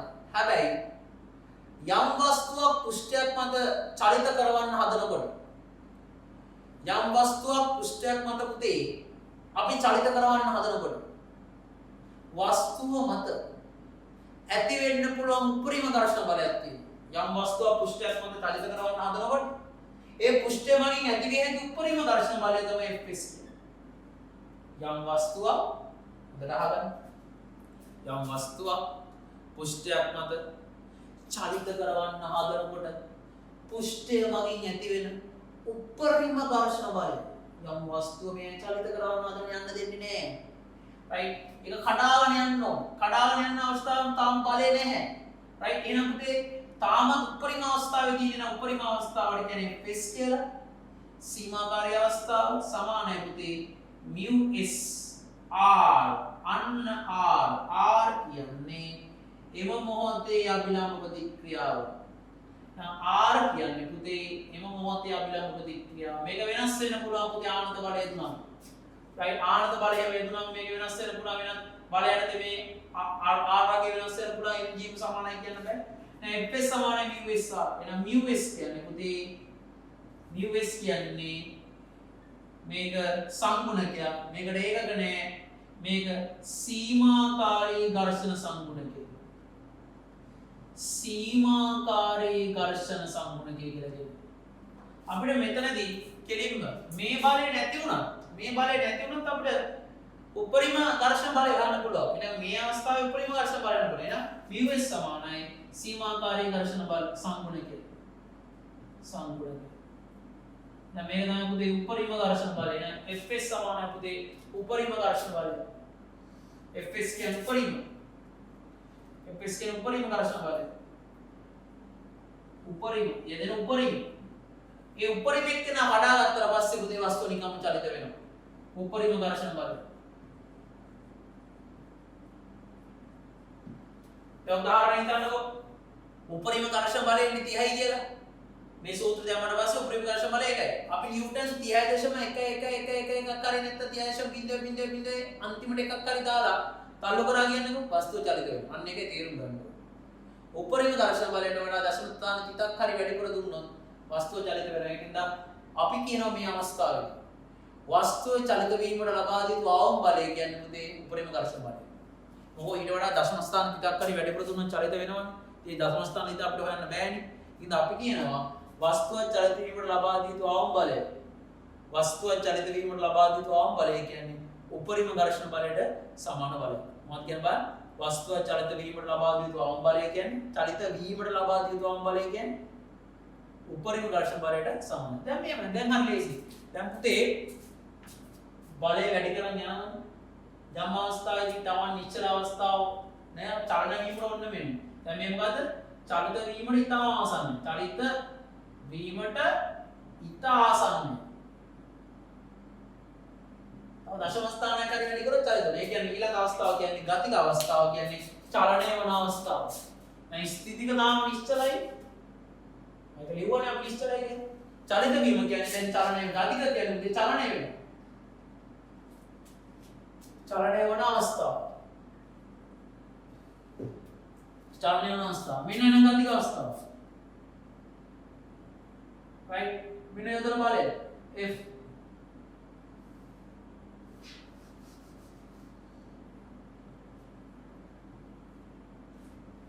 right යොදන බලය අනිවාර්යෙන් යොදන බලය දැන් මෙතනදී මොකද දැන් Fs වුණා මෙතන Fs වුණා ටෙස්ට් වුණා right යොදන බලය ඝර්ෂණ බලය Fk කියලා අපි ඒකට කියන්නේ ගතික ඝර්ෂණ බලය එහෙනම් පුතේ මේකට සූත්‍රයක් තියෙනවා චලනය වන අවස්ථාවේ ඝර්ෂණ බලය ගන්න පුළුවන් පුතේ ඒකට අපි මේ බලය අවශ්‍ය වෙන්නේ නැහැ අපිට යොදන බලය පුතේ කොච්චර වැඩි කරත් යොදන බලය මේ යොදන බලය කොච්චර වැඩි කරත් දැන් ඝර්ෂණ බලය වැඩි වෙන්නේ නැහැ. ඝර්ෂණ බලය උපරිම මට්ටමට ආවා මේ. ඒක ආවේ සූත්‍රය. ඒක යොදන බලය මත රඳාපෑව දුන්නේ නැහැ. ඝර්ෂණ බලය උපරිම මට්ටමට ඇවිල්ලා තියෙන්නේ. දැන් අපි කොච්චර යොදන මෙතන මෙහෙම නැහැ. මෙතන යොදන බලයත් එක්ක ඝර්ෂණ බලය ක්‍රමයෙන් වැඩි වෙනවා. අපිට ප්‍රස්ථාරයක් අඳින්න පුළුවන් අපි ළඟට අඳින්න. එතන Fk සමානයි. Fk සමානයි. මේ තමයි ගතික ඝර්ෂණ බලය. Fk සමානයි μkr. μkr right මෙතනදී පුතේ මතක තියාගන්න චලිත වේ වස්තුව චලිත වේ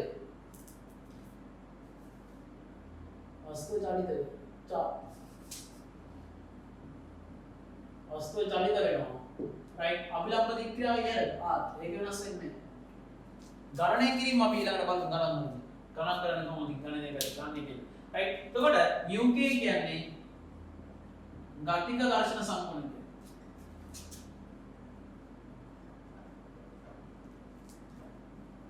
ගතික ඝර්ෂණ සම්පූර්ණය UK කියන්නේ ගතික ඝර්ෂණ සම්පූර්ණය මේක පුතේ චලනය වන මොහොතේ ඝර්ෂණ බලය මේ තමයි චලනය වන මොහොතේ ඝර්ෂණ බලය එන FK කියන්නේ චලනය වන මොහොතේ ඝර්ෂණ බලය චලනය වන මොහොතේ ඝර්ෂණ බලය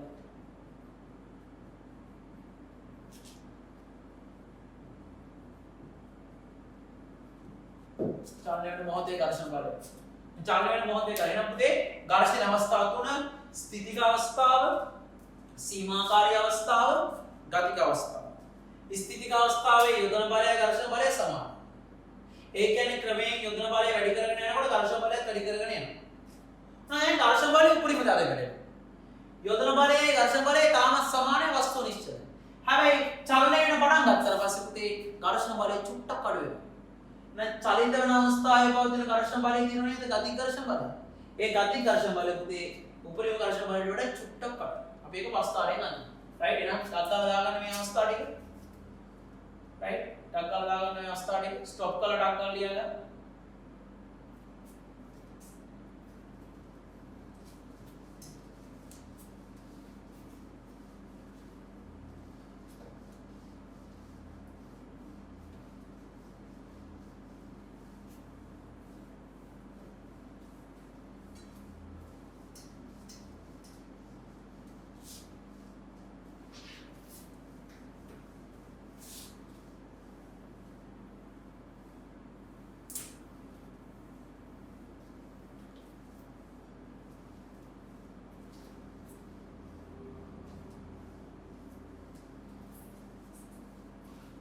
right අපි බලමු දේ යොදන බලය අනුව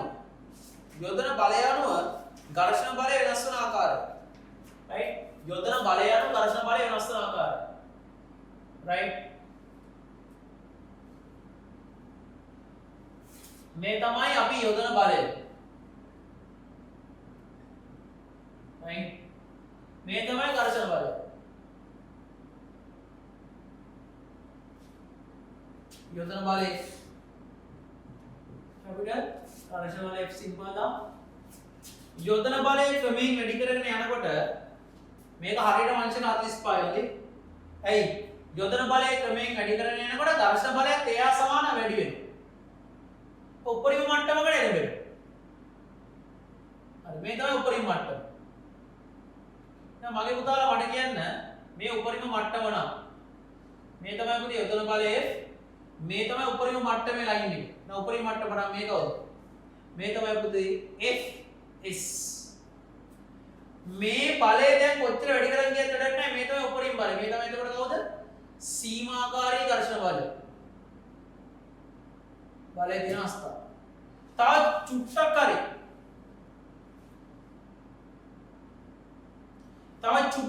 බලය මේ පැත්තට වැඩි කරොත් ගතික ඝර්ෂණ බලය ඇති වෙනවා. ඒක නියතයක් වෙනවා. කොච්චර බලය වැඩි කරලා වැඩක් නැත්තේ චුට්ටක් පහළට බහින්න. දැන් පුතේ ඔයාලට පැහැදිලි මේ තමයි උපරිම ඝර්ෂණ බලය. කොච්චර බලය වැඩි කරත් මේක බලය වැඩි වෙන්නේ නැහැ. එහෙනම් මේ කවුද මේ මට්ටමේ මේ ඉන්නේ මෙතන පොයින්ට් එකේ ඉන්නේ කවුද? Fk. චලනය වෙනකොට ඝර්ෂණ බලය. kinetic friction. K කියන්නේ kinetic. Kinetic කියන්නේ ගතික කියන එක. kinetic friction මේක static friction. එතකොට මෙන්න මෙතන ඉන්නේ. මෙන්න මෙතන ඉන්නේ අපි කතා කරන Fs උපරිම ඝර්ෂණ බලය. මේ මොකද්ද? ගතික අවස්ථාවනේ. ගතික චලනය වෙන අවස්ථාව.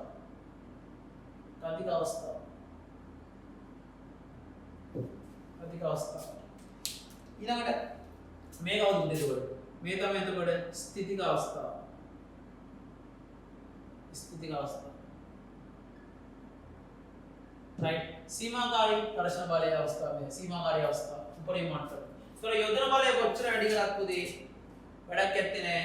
ඝර්ෂණ බලය නියතයක් බවට පත් වෙනවා ගතික අවස්ථාවේ. පැහැදිලිද? නම් ඝර්ෂණ බලය සහ යොදන බලය අතර පස්තරේ නම් මේ කොට ස්ථිතික අවස්ථාව අංශ 45 අඳින්න කිව්ව හරියටම මේ මට්ටම දක්වාම FE FSA එකිනෙකට සමානයි. උපරිම අවස්ථාව තමයි පුතේ FS කියලා කියන්නේ. right ගතික අවස්ථාව චුට්ටක් අඩුල තමයි ඉදිරියට ගමන් කිරීම සිද්ධ වෙන්නේ. මේකට අදාළ ඔයා රයිට් ඩවුන් කරගන්න.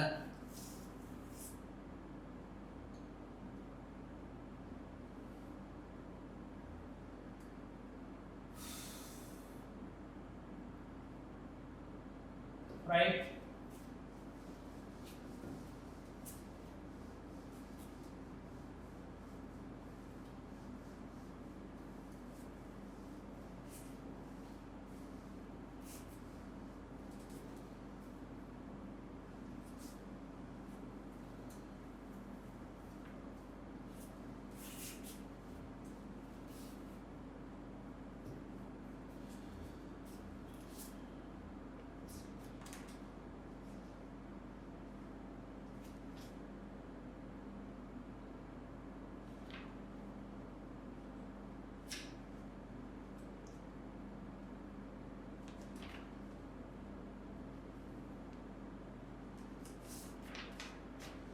right ඔතන බලන්න ඔයගලන් ටියුට් එක දිනවනේ ඔයගලන් ගා ටියුට් එක මම එවර ඇති දැන් PDF උත් ඔයගලන්ට මම එවුවා ඒක බලන්න පිටු අංක 22 right පිටු අංක 22 ඕඩ තියෙන ගාණක් මෙහෙම දාලා පිටු අංක 22 right ස්කන්ධයේ කිලෝග්‍රෑම් දෙකක් වන වස්තුවක් තියෙනවා පොඩි ගාණක් හොඳේ ස්කන්ධයේ කිලෝග්‍රෑම් දෙකක් වන වස්තුවක් තියෙන පුතේ right මේ වස්තුවට නිව්ටන් 40ක් යොදනවා right ඇති වෙන ගතික ඝර්ෂණ බලය මේ පැත්තට දීලා තිනවා නිව්ටන් 30යි. ඒ කියන්නේ මේ චලනය වෙනවනේ අනිවාර්යෙන් නෑ යොදන බලය නිව්ටන් 40යි ගතික ඝර්ෂණ බලය නිව්ටන් 30යි. right එතකොට මට කියන්න කොයි පැත්තටද යන්නේ? වස්තු අනිවාර්යෙන් මේ පැත්තට යනවා. හේතුව නිව්ටන් 40 වැඩි පුතේ නිව්ටන් 30ට වඩා. එහෙනම් ඔයාගෙන් අහනවා මේ වස්තුවේ ත්වරණය සොයන්න. පුතේ එහෙනම් යන්නේ මේ පැත්තට නම් යන පැත්තට f සමාන m දාන්න. යන්නේ මේ පැත්තටනේ. ඇයි? නිව්ටන් 40 වැඩි නිව්ටන් 30ට වඩා. එහෙනම් මේ තමයි අපේ අර තියෙන ගතික ඝර්ෂණ බලය. එහෙනම් මේකෙන් අදහස් කරන්නේ මොකුත් නෙමෙයි. වස්තුවක ත්වරණය හොයන්න නම් කරන්න ඕනේ වැඩිපුර තියෙන බලය හොයන්න. එහෙනම් වැඩිපුර තියෙන කොච්චර බලයක්ද? 40න් අඩු කරන්න 30ක් උත්තරේ 10යි. ස්කන්ධය කිලෝග්‍රෑම් 2යි ත්වරණේ බලන්න තේරුණාද කියලා? පුතේ දැන් මේ වස්තුව කිලෝග්‍රෑම් 2යිනේ පුතේ. යොදන බලය නිව්ටන් 40යි. ප්‍රතිරෝධී බලය නිව්ටන් 30යි. ඇයි ඒ? ගතික ඝර්ෂණ බලය කියන්නේ පෘෂ්ඨයෙන් චලිත වීමට ප්‍රතිවිරුද්ධව ඇති කරන බලය. මේක 30යි. යොදන බලය 40යි ප්‍රතිරෝධය 30යි. 40න් අඩු කරන්න 30ක් උත්තරේ 10යි. 10 බෙදන පුතේ දෙකෙන් උත්තරේ ත්වරණේ 5යි ms ඍණ 2ක ත්වරණයක් කියලා ලබනවා. right? උදාහරණ ගන්නනේ. ප්‍රශ්නාංක 36 කියලා අංකයක් තියෙනවා. ප්‍රශ්නාංක 36 බලන්න ගන්න මොකක්ද කියන්නේ කියලා. වස්තුවක x බලයක් යෙදුවිද? මේ වස්තුව දිනවා. වස්තුවේ x බලයක් යොදනවා. මේ හරිය ලේසි ගණන් පුතේ. වස්තුවේ x බලයක් යෙදුවිද ඒක චලිත වුණේ පුතේ 4ms යනෙක තොරණේ. right? වස්තු ස්කන්ධය කිලෝග්‍රෑම් 3යි. ගතික ඝර්ෂණ බලය තිබ්බම පුතේ මේ පැත්තට නිව්ටන් 15. right? යෙදූ බලය කොහොමද කියලා x බලය. හරිනේ. මට කියන්න වස්තුව මේ පැත්තට චලිත උනේ F සමාන ma වලින් නේද? මේ පැත්ත ධන කියලා ගත්තොත්. right? ඒ පැත්තට හේතු බල x වලින් අඩු කරන්න 15ක් නේද? ඇයි? යන්නේ අර පැත්තට නම් ප්‍රතිරෝධී බලය අඩු කරන්න එපේ. x කියන එක නා වැඩිනේ යානේ හොයන්නේ. ස්කන්ධයේ කිලෝග්‍රෑම් 3යි තොරණය 4යි. මේ x සමානයි 15 ධන 12. ඒතර x සමාන හේතු බලය නිව්ටන් 27ක් කියලා නම් තාමත් සරලයි. තාමත් සරලයි. හේතු බලය x ප්‍රතිරෝධී බලය නිව්ටන් 15යි. තොරණය පුතේ 4ක් කියලා දෙනවා. F සමානයි නිව්ටන් දී නිව්ටන්ගේ දේවල් නියමයෙන් දාන්න තියෙනවා. ඒක තමයි නිව්ටන්ගේ දේවල් අපි ඉස්සරහ ගණන් වලට දිනනවා කියන්නේ. right? එතකොට යෙදූ බල x නම් ප්‍රතිරෝධය තියෙන්නේ 15ක් නම් යන්නේ අර පැත්තට නම් යෙදූ බල වැඩි නේ පුතේ. එහෙනම් ප්‍රතිරෝධය අඩු කරන්න. හොයන්න තියෙන යෙදූ බල. සුළු ග්‍රාම උත්තරේ නිව්ටන් 27ක් කියලා එනවා.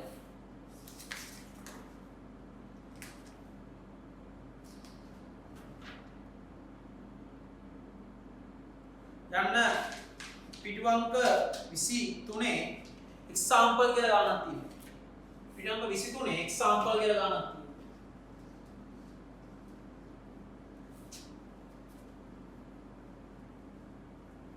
පිටු අංක 23 example කියලා ගන්නක් තියෙනවා.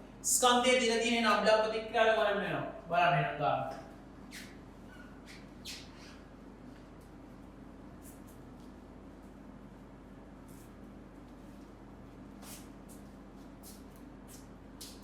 वास्तविक स्कंधे किलोग्राम 5 की गतिක घर्षण සම්ගුණකයේ mu k දින තියෙන 0.6යි සීමාකාරී घर्षण සම්ගුණකයේ 0.7යි ඇති වෙන උපරිම घर्षण බලය කරන්න මෙන්න මේ වස්තුව අඳගෙන මුලින් උඩ විසර right මේ වස්තුව දින තියෙනවා කිලෝග්‍රෑම් 5යි ස්කන්ධය කිලෝග්‍රෑම් 5යි පැත්තෙන් දාන්න මා විදියටම කරන්න ඕගොල්ලන් මේක mu k දින තියෙන පුතේ mu k කියන්නේ චලනය වෙන මොහොතේ घर्षण සම්ගුණකය mu s දීලා දින උදේ 0.7ක් කියලා right පළවෙනි එක දැන් ඔක්කොම ඉස්සර වත තියානේ මේක පොළව මත තියෙන්නේ මම කියන දේ හොඳට දැන් අහන් ඉන්න right වස්තුව නිශ්චල නම් ඊළඟ බල පහළ බල සමානයි හැබැයි වස්තුව ගමන් කරන්නේ මෙහෙට නම් එක්ක මෙහෙට නම් ඒ 30 බල පහළ බල සමානයි මොකද්ද වස්තුව ගමන් කරන්නේ මෙහෙට නම් එක්ක මෙහෙට නම් ඒ 30 බල පහළ බල සමානයි ආනත බලය කෙදෙල නැත්තම් කිසිම උලක් වස්තුවේ බර පහළට mg right බර mg නම් මෙතන නිව්ටන් 50ක් තියෙනවා හොඳට මතක තියාගන්න right අපෙන් අහන්නේ පළවෙනි එක ඇති වෙන උපරිම ඝර්ෂණ බලය දැන් ඇති වෙන්න පුළුවන් උපරිම ඝර්ෂණ බලය එනකොට පුතේ දැන් වෙන කිසිදු බලයක් යොදලා නැහැ නේ අපෙන් අහන්නේ නිකන් මෙතන තියෙනකොට ඇති වෙන්න පුළුවන් උපරිම ඝර්ෂණ බලයක් කියන්නේ එතකොට කිසිම බලයක් යොදලා නැත්තම් මේක r right එහෙනම් කෙලින්ම කියන්න පුළුවන් ඔයාලට එක උපරිම ඝර්ෂණ බලය Fs සමානයි μs r ඇත්තටම r සමාන mg නේද එම නිසා මට කියන්න පුළුවන් පුතේ ඇති වෙන උපරිම ඝර්ෂණ බලය Fs සමාන වෙන්නේ μs mg නේ එහෙනම් Fs සමාන ඇති වෙන උපරිම ඝර්ෂණ බලය Fs μs කියන්නේ කීයද පුතේ 0.7යි mg කියන්නේ 50යි උත්තරේ 35යි Fs සමානයි 35යි ඇති වෙන උපරිම ඝර්ෂණ බලය නිව්ටන් 35 right දෙක ෆෝමියුලා කන් දෙකේ අපෙන් අහනවා ඇති වෙන ගති ඝර්ෂණ බලය r වෙනස් වෙන්නේ නැහැ දැන් චලනය වෙන මොහොතක් කියලා හිතන්න කියන්නේ તો ඇති වෙන උපරිම ඝර්ෂණ බලය අපිට 35 කියලා ආවා චලනය වෙන මොහොතේ ඝර්ෂණ බලයට දාන fk සමානයි mu k r fk සමානයි mu k කියන්නේ 0.6යි r කියන්නේ දැන් 50යි දැන් fk සමානයි 30යි එහෙනම් චලනය වෙන මොහොතේ ඝර්ෂණ බලය 30යි එහෙනම් දැන් මේ වස්තුව චලනය වෙනවා දැන් තුන්වෙනි අවස්ථාවට දැන් වස්තුව චලනය වෙන අවස්ථාව පුතේ දැන් ඒ ගානේ දැන් අපි මාත් ටික මැකුවා රයිට් මොකද මේක පැහැදිලිව පෙන්වන්න ඕන හින්දා ඒ ගානේ පුතේ දැන් මෙතන ඇති වෙන උපරිම ඝර්ෂණ බලය අපිට කීයදාවේ Fs සමානයි 35යි නේද චලනය වෙනකොට ඇති වෙන ඝර්ෂණ බලය Fk සමානයි නිව්ටන් 30යි දැන් යොදනවලු නිව්ටන් 50ක බලයක් ඉතින් අහන්න දෙයක් නැහැ උපරිම ඝර්ෂණ බලය නිව්ටන් 35යි අනිවාර්යයෙන්ම මේක චලිත වීම සිද්ධ වෙනවා. ඒකට හේතුව යොදන බලය උපරිම ඝර්ෂණ බලයට වඩා වැඩි නිසා. පුතේ එහෙනම් මතක තියාගන්න. අපි පුතේ උපරිම ඝර්ෂණ බලය යොදාගන්නේ නිගමනයක් ගන්න විතරයි. ඒ නිගමනය තමයි යොදන ලබන බලය ප්‍රමාණවත්ද උපරිම ඝර්ෂණ බලය කඩාගෙන බිඳගෙන යන තරම් වස්තුව චලිත කරන්න තරම්. නැත්තම් කැඩෙන්නේ නැහැ නේ. උපරිම බලයෙන් ගහුවොත් තමයි ඕනම එකක් කැඩෙන්නේ. රයිට්. එතකොට මේ ඝර්ෂණ බලය කැඩෙනවා. හැබැයි දැන් චලිත වෙනවා. චලිත වන අවස්ථාවේ තියෙන Fk නේද? ඒක නිව්ටන් 30යි. එහෙනම් වස්තුව චලිත වෙන්නේ මෙහෙම. එහෙනම් වස්තුවට F = ma දාලා තොරණේ හොයන්න ඕන. වස්තුව චලිත වෙන්නේ 50 අඩු කිරීම නිව්ටන් 30. ස්කන්ධයේ කිලෝග්‍රෑම් අපිට දීලා තියෙන පුතේ කිලෝග්‍රෑම් 5යි කියලා තොරණේ. එහෙනම් 20 බෙදන්න 5න් තොරණේ 4යි ms වෙන දෙක කියලා එනවා තොරණේට. හරි ලේසි. හැමතිස්සම ජන දිශාවට තියෙන සම්ප්‍රයුක්ත බලය ගන්න. යොදන්නේ 50ක් ඝර්ෂණ බලය නිව්ටන් 30යි. පැහැදිලි නේද පුතේ?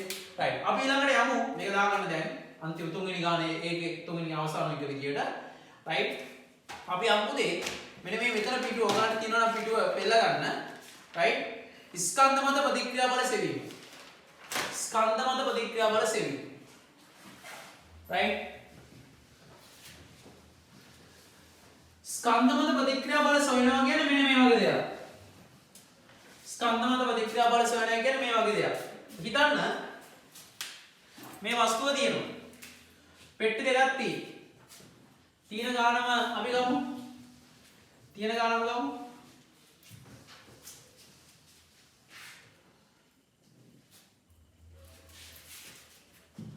උත්තරීය අවස්ථාව. රයිට්. මෙන්න වස්තුන් දෙකක් තියෙනවා. එක ළඟ. මේ වස්තුවට යොදනවා අපි නිව්ටන් 60ක බලයක්. මේ වස්තුව නිව්ටන් 60ක බලයක් යොදනවා. මේක ස්කන්ධයේ කිලෝග්‍රෑම් 2යි මේක ස්කන්ධයේ කිලෝග්‍රෑම් 4යි.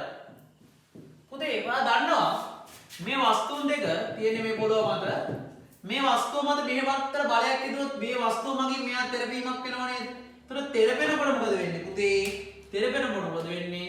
මෙයාගේ මේ පැත්තට ප්‍රතික්‍රියා බලයක් සහ එම ප්‍රතික්‍රියා බලයට සමාන බලයක් මේ පැත්තට. දැන් ක්‍රියා ප්‍රතික්‍රියාව කියලා මොකක්ද හරියට හොයන්න බෑ. පැහැදිලිද? අපිට හොයන්න ඕනේ මේ ඇති වෙන R බලය කීයද කියලා. පැහැදිලිද? එතකොට A මත B හෝ B මත A ඇති වෙන බලය.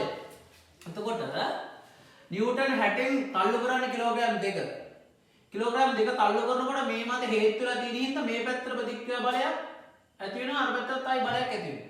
දෙපැත්තට ක්‍රියා ප්‍රතික්‍රියා බල නිර්මාණය වෙනවා. තේරුණාද මගේ පුතේ? අපිට R හොයන්න. මුලින්ම කරන්නේ මොකද්ද? හරිම ලේසි. මම කියන දේ කරන්න. සමස්ත පද්ධතියේ වෙබ් සමානයෙන් මේ දාන්න. සමස්ත පද්ධතියටම මේ පැත්තටනේ යන්නේ නේද? F සමානයෙන් මේ දාන්න. නිව්ටන් 60කින් තල්ලු කරන්නේ. ස්කන්ධයේ පුතේ සමස්ත පද්ධති ස්කන්ධය 2 4 6යි. තොරණේ නම් 60 බෙදන්න 6න් සමානයි තොරණේ 10යි. තොරණේ 10යි. පැහැදිලිද? ඊළඟට ඔයා කරන්නේ යන පැත්තේ ඉන්න එක්කිනාව තෝරගන්න එක ලේසි. මෙයාට තෝරගන්න. යන පැත්තේ එක්කිනාව තෝරගෙන එයාට F සමානයි බෙදන්න. කිලෝග්‍රෑම් 4ට දාන්න F සමානයි mv. දැන් මට කියන්න කිලෝග්‍රෑම් 4 කොටස තෝරගත්තට පස්සේ ඉන්නේ R විතරයි නේද මේ පැත්තට තියෙන්නේ. ඒ පැත්තට තියෙන බලයක් විතර ඉන්නේ R විතරයි. එහෙනම් F කියන්නේ R. හරිම ලේසි දැන් ගන්න. ස්කන්ධයේ කිලෝග්‍රෑම් 4යි තොරණේ 10යි කියලා හොයාගත්තා. එහෙනම් R සමානයි නිව්ටන් 40ක් කියලා. R සමානයි නිව්ටන් 40ක් කියලා. අපි බලමු ස්කන්ධ තුනක් තියලා. ස්කන්ධ තුනක් තියලා බලමු. right අපි බලමු ඒකෙම පිටු අංක 18 ප්‍රශ්න අංක 33 50යි 2යි 3යි 5යි යොදන බලය නිව්ටන් 50යි ස්කන්ධය 2යි ස්කන්ධය කිලෝග්‍රෑම් 3යි ස්කන්ධය කිලෝග්‍රෑම් 5යි right මොනවද මුලින්ම කරන්නේ මොකක්ද නේ සමස්ත පද්ධතියේ මෙ සමානයිද එමෙ දාන්න සමස්ත පද්ධතියට උතර බලන්න. සමස්ත පද්ධතියේ මේ පැත්තට f සමාන m දාන්න. හරිද? යොදන බලය නිව්ටන් 50යි. සමස්ත පද්ධති ස්කන්ධ 2 3 5 10යි. තොරණේ 50 බෙදන්න 10න් තොරණේ උත්තරේ 5යි ms වෙන දෙක. හරි ලේසි. දැන් ඔයා මෙහෙමයි. දැන් මේ tan දෙකම ස්පර්ශ වෙලා තියෙනව නේද පුතේ? tan දෙකම ස්පර්ශ වෙලා තියෙනවනේ ඔයා කරන්න ඕන දේ තමයි මේ පැත්තට r දා ගන්න. මේ පැත්තට r දා ගන්න. එහෙනම් එතන ස්පර්ශය පළවෙනි පෘෂ්ඨය 1. දැන් මෙතන ස්පර්ශ දෙවෙනි පෘෂ්ඨය. එහෙනම් එයාට r 2 දා ගන්න. මෙතනට r 2 දා ගන්න. හොයන විදිහ හරි ලේසි. එක මොනකින් ලියා ගන්න. මෙයා හොයාගන්න. මෙතන කොටස. දැන් කිලෝග්‍රෑම් 5ට f සමාන m දාන්න. f සමාන m. හරිද? එතකොට කිලෝග්‍රෑම් 5 සඳහා අරයට යන බලය දැන් මෙහෙන් ඉන්නේ දෙන්නේ 50ක් තමයි නමුත් ඒකේ කොටසක් තමයි මෙතනට එන්නේ. එතකොට R2 කියන්නේ කීයද? R2 කියන්නේ එතකොට F කියන එක්කෙනා ස්කන්ධයේ කිලෝග්‍රෑම් 5යි ත්වරණය 5යි නම් R2 සමානයි නිව්ටන් 25ක් කියලා එන්නේ. දැන් අපි දාපු R2 සමානයි නිව්ටන් 25ක්. දැන් ඔයා දාන්න ඊළඟට කිලෝග්‍රෑම් දෙක කොටසට අල්ලන්න. හැබැයි කිලෝග්‍රෑම් දෙක කොටසට බලය යෙදෙන දෙකක් තියෙනවා නේද? මෙයා වෙන් කරාම. එකක් තමයි යෙදෙන නිව්ටන් 50 සහ මෙතන ස්පර්ශයෙන් නිසා ප්‍රතික්‍රියාවට දෙන R1 බලය. එහෙනම් කිලෝග්‍රෑම් දෙකට දැම්මොත් F සමාන ma. right? යොදන බලය නිව්ටන් 50යි. ප්‍රතිරෝධී බලය R1. ස්කන්ධයේ කිලෝග්‍රෑම් 2යි. ත්වරණය 5යි. නම් 50 අඩු කිරීම 10 සමානයි R1. R1 සමානයි නිව්ටන් 4යි. ඕක තමයි පුතේ ස්කන්ධ මත ප්‍රතික්‍රියා බල සෙවීම. ස්කන්ධ මත ප්‍රතික්‍රියා බල සෙවීම. හරිම ලේසි.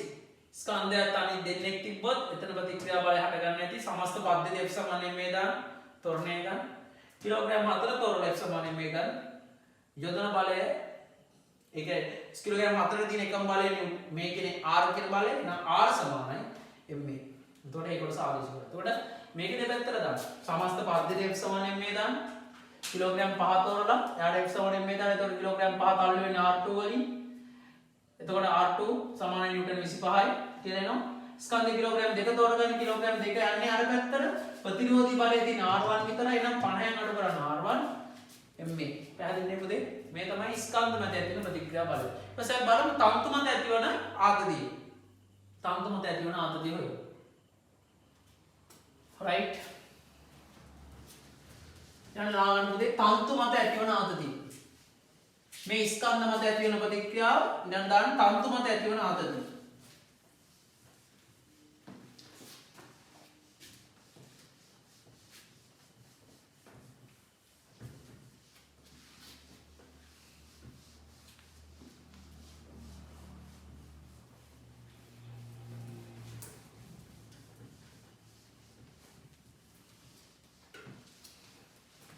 තන්තු මත ඇතිවන ආතතිය. ඒකත් හරිය ලේසි.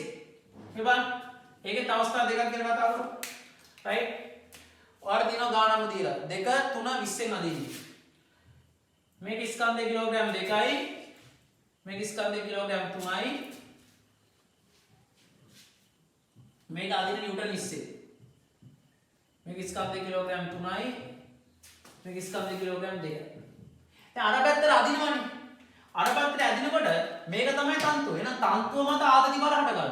මං කියවන තන්තු මත ආතති බල හට ගන්නකොට දෙපැත්තටම දාන්න ඕනේ කියලා. right? මුලින්ම කරන්නේ සමස්ත පද්ධතියේ F සමාන m.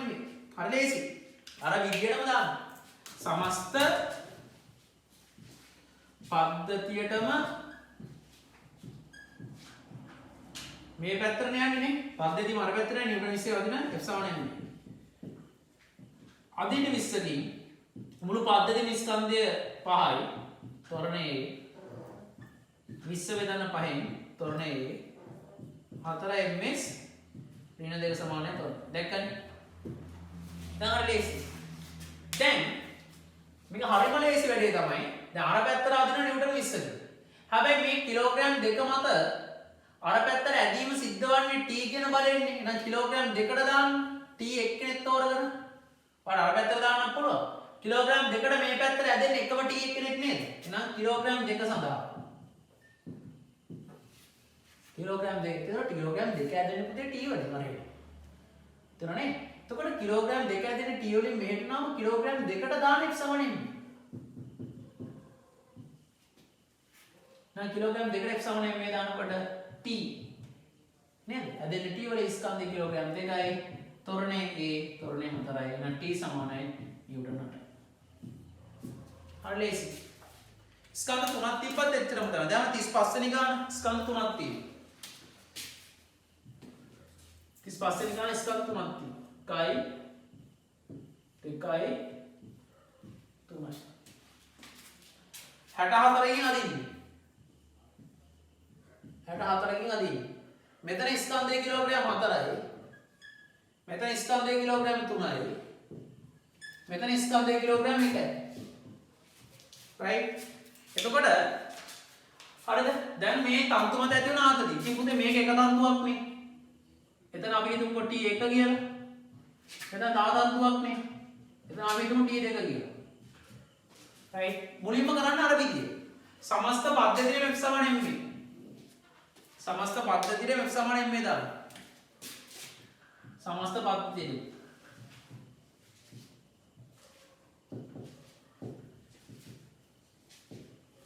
මේ පැත්තට යන්නේ x සමාන m.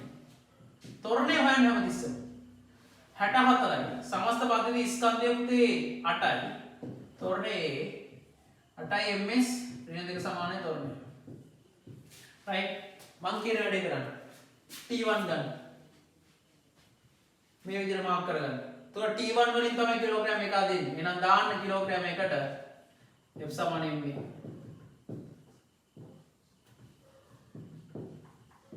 එහෙනම් ඇදෙන්නේ T1 වලින් කිලෝග්‍රෑම් 1 අදින්නේ T1 වලින්. එහෙනම් T1 සමාන ස්කන්ධ කිලෝග්‍රෑම් 1යි තොරණේ 8යි. එහෙනම් T1 සමාන 8යි. ඔය විදිහටම හරිම ලේසි. මේ මැද්දට දාන්න වෙන්න එපා. එක්ක ඉස්සරහින් දාන්න එක පිටිපස්සේ නෑ. මැද්දේ මොනවාක්වත් නැහැ දාන්න. right? මේකේ දාන්න. right? එතකොට දාන්න කිලෝග්‍රෑම් 4ට F සමාන m. F සමාන m. මේ පැත්තට දාන්න කියලා අරන් දාන්න. ඇදෙන්නේ 64කින්. ප්‍රතිරෝධය T2 ස්කන්ධය 4යි තොරණේ 8යි. හරිද? දැන් මෙයා හරි සමස්ත තොරණේ ඊට පස්සේ කිලෝග්‍රෑම් 1ට දාන්න F සමාන m T1 එනවා. කිලෝග්‍රෑම් 4 දාන්න. එතකොට T2 ගන්න පුළුවන් පුතේ. කිලෝග්‍රෑම් 4 ඇදෙන්නේ අර පැත්තට 64කින්. එකම ප්‍රතිරෝධී බලය T2 වෙන 64න් අඩු කරන් T2 8 වරක් 4 32යි නම් 64න් අඩු කරන් 32ක් සමානයි T2 නම් 32 සමානයි නිව්ටන් T2. මේ තමයි පුතේ තන්තු මත ඇති වෙන ආතති සෙවීම. මේ තමයි තන්තු මත ඇති වෙන ආතති සෙවීම කියන කොටස.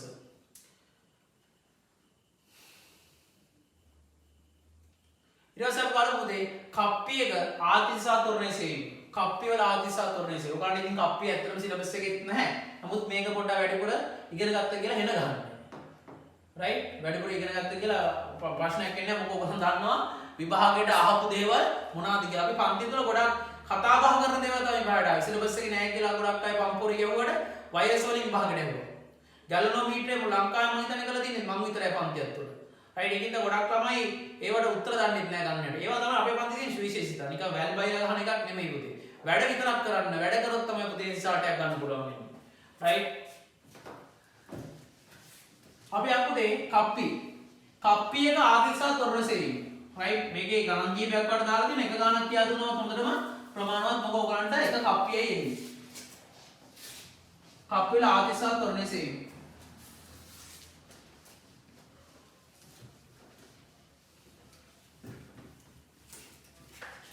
කප්පියක ආදිසා තොරණ. දැන් බලන්න මෙන්න කප්පියක් තියෙනවා. සැහැල්ලු කප්පියක් මත සුමට තන්තුවක් දාලා තියෙනවා. සුමට සැහැල්ලු තන්තුවක්. කියන්නේ කප්පියේ ස්කන්ධයක් නැහැ කියලා සලකනවා. right? කප්පිය මෙහෙම ඝර්ෂණ නෙමෙයි සුමට කප්පි. සුමට කප්පි සැහැල්ලු තන්තු. සරලව කියන්නේ සුමට කප්පි කැන්සල්. right? මේක ස්කන්ධයේ කිලෝග්‍රෑම් 2යි. මේක ස්කන්ධයේ කිලෝග්‍රෑම් 3යි. right? මේ දෙක මෙහෙම එල්ලෙනවා. right? මේක දෙක එල්ලෙනවා. මෙහෙම. එල්ලෙන දෙක. හරිද? මේක ස්කන්ධ කිලෝග්‍රෑම් 2යි. right? මේක ස්කන්ධ කිලෝග්‍රෑම් 2යි. මේක ස්කන්ධ කිලෝග්‍රෑම් 3යි. right? කරන දේ බලන්න. මේ එකම තන්තුව නෙමෙයිද? කප්පිය. කොයි පැත්තට චලිත වෙන්නේ කියලා බලන්න. මේක වස්තුව චලිත වෙන්නේ කොහෙද කියලා අහන්නේ කිව්වොත් ඇත්තටම කිසිම අවුලක් නැත්තේ නෑ. ලිං වලින් වතුර හැම ඇදලා ඇති ඔයගොල්ලෝ. මේකේ ස්කන්ධය කිලෝග්‍රෑම් දෙක නම් මේකේ බර අනිවාර්යෙන් පල්ලෙහාට දෙන නිව්ටන් 220ක්. මේකේ ස්කන්ධය කිලෝග්‍රෑම් 3යි නම් බර දෙන අනිවාර්යෙන් නිව්ටන් 30ක් 15ක්. රයිට්. මේ තන්තුව අත ආතතිය දෙන මේ මතක තියාගන්න තන්තු කොටස් දෙකක් පේනවනේ. දෙකක් පේනින්ද ආතතිය ඔහම ඔය විදිහට මාක් කරගන්න. හැබැයි එක ආතතියදී මෙතන T මේ T ම තමයි ඒ තන්තු මේ උඩින් කියලා ගාන්න තියෙනවා. එහෙනම් නමුත් මාක් කරනකොට තන්තු කොටස් දෙකක් වගේ පේනින්ද එහෙම මාක් කරන්න. නමුත් පුතේ තන්තු පුරාම තියෙන එකම එක ආතතිය එක T විතරයි. එක T විතරයි. මං කියන්නේ හොඳට අහන්න. රයිට්. මේ එල්ලේ තියෙන දෙක මෙහෙම කිලින් කරලා නේ. එල්ලේ තියෙන දෙක කිලින් කරලා නේ. රයිට්. ඔන්න එතන. මට කියන්නේ කොහොම මෙහෙම එල්ලේ තියෙන දෙක මෙහෙම කිලින් කරලා ඇන්දම මේ පැත්තට ඇදෙන නිව්ටන් 20යි. මේ පැත්තට ඇදෙන නිව්ටන් 30යි නේ. මේ පැත්තට ඇදෙන නිව්ටන් 20යි. මේ පැත්තට ඇදෙන නිව්ටන් 30යි. බලන්න තේරුණාද කියලා ඒක. එතකොට දැන් කප්පිය නැහැ. එල්ලේ තියෙන දෙක කෙලින් කරගන්න. එල්ලේ තියෙන දෙක කෙලින් කරගන්න. හරි ලේසි ක්‍රමයක් මේක. පට්ටම ලේසි. සමගාමී සමීකරණ මුකුත් තෝරන්න. දැන් මට කියන්න දැන් මේ තන්තු මෙහෙම එල්ලේ තියෙන දෙක මෙහෙම කෙලින් කරගත්තම මේක මෙහෙමම කෙලින් වෙච්ච එකක් නෙත්ති. එතකොට මේ තන්තු මත ආතති TD කියලා මාක් කරගන්න පුළුවන්. ආයන සමස්ත පද්ධතියම දාන්න. F සමාන මේ. සමස්ත පද්ධතිය දැන් තෝරන්නේ කොහෙද? දැන් අත්‍තරම කියන්න ස්කන්ධය කිලෝග්‍රෑම් 3 නිව්ටන් 30යි ස්කන්ධය කිලෝග්‍රෑම් 20 නිව්ටන් 20යි. අනිවාර්යෙන් මෙයා පල්ලෙහාට යනවා තෝරන්නේ එකකින් මේ පැත්තට. මෙයා යන්නේ ඉහළට. ඒක නෑ වැරදි. ඉතින් මෙයා පහළට යනවා මේකට යන්නේ. ඉතින් දෙන්නගේ මේකම තෝරන්නේ මොකෝ එකම පද්ධතියනේ. තොරණ දෙකක් තියෙන බෑනේ එකම තොරණේ තියෙන්නේ. එහෙනම් සමස්ත පද්ධතියටම F සමානයෙන් මේ දාන්න. ඇදෙන්නේ අර හෙට තියකින් ප්‍රතිරෝධය 20. එහෙනම් මුදේ F කියන්නේ හැම තිස්සෙම වගේ දැන් F කියන්නේ නිකම් බලේ නෙමෙයි සම්ප්‍රයුක්ත බලය. F කියන්නේ වැඩිපුර තියෙන බලය. එහෙනම් අර පැත්තට 30කින් අදිනකොට මූ ප්‍රතිරෝධය 20කින් අදිනවා නම් 30න් අඩු කරනවා 20. ස්කන්ධය කිලෝග්‍රෑම් කීයද මේක? පද්ධතියේ මේක 2යි මේක 3යි ඔක්කොම ස්කන්ධය කිලෝග්‍රෑම් 5යි තොරණේ. 10 බෙදන්න 5න් තොරණේ. 2යි MS දෙක. ගණන් හදන්න නැතුව කියන්න පුළුවන්. හිතලා කියන්න පුළුවන්. දැන් ඔය ආයේ පැත්ත යන පැත්තනේ. යන පැත්තට තෝරාගෙන දානවා F සමාන එන්නේ. 30ට දානවා. කිලෝග්‍රෑම් 3ට දානවා. වරේට නෑනේ. නම් කිලෝග්‍රෑම් 3ට දානවා. අර පැත්තට ධන කියලා F සමාන එන්නේ. අදින්නේ 30කින් තියෙන එකම ප්‍රතිරෝධය T. එක T කෙනෙක් මම කරගන්න විතරට. නම් 30න් අඩු කරන්න T. ඇයි අදින්නේ 30කින්? ස්කන්ධය 3යි. තොරණේ අපිට ආවේ 2යි කියලා. එහෙනම් 30න් අඩු කරන්න. 30න් අඩු කරන්න 6ක් සමානයි T තොරණය. අඩු කරාට පස්සේ උත්තරේ නිව්ටන් 24. දැක්කද නේද? කප්පි එක තොරණේ සහ ආතතිය සේවය. එහෙනම් පුතේ අපිට කරන් තියෙන කොටස් වලින් රයිට් ගැටුණා තව ගොඩක් තියෙනවා අපි ඒවා ඉදිරියට සාකච්ඡා කරමු බලය මේ ඉද වෙන්නේ ඔයාලා තුන්වෙනි කොටස මේ ඉවර වෙන්නේ ඔයාලා තව විශාල දිග කොටසක් වෙනවා සම්ප්‍රයුක්ත සමතුලිතතාව පූර්ණ කොටස ඒක ගැටලුත් එක්ක සාකච්ඡා කිරීම ඔයගොල්ලන්ට බලා ගන්න පුළුවන් හරි එහෙනම් හැමෝටම තෙරුවන් සරණ මුස්සන් දෙවියන්ට ඉදිරි වැඩ කටයුතු වලදී හම්බෙමු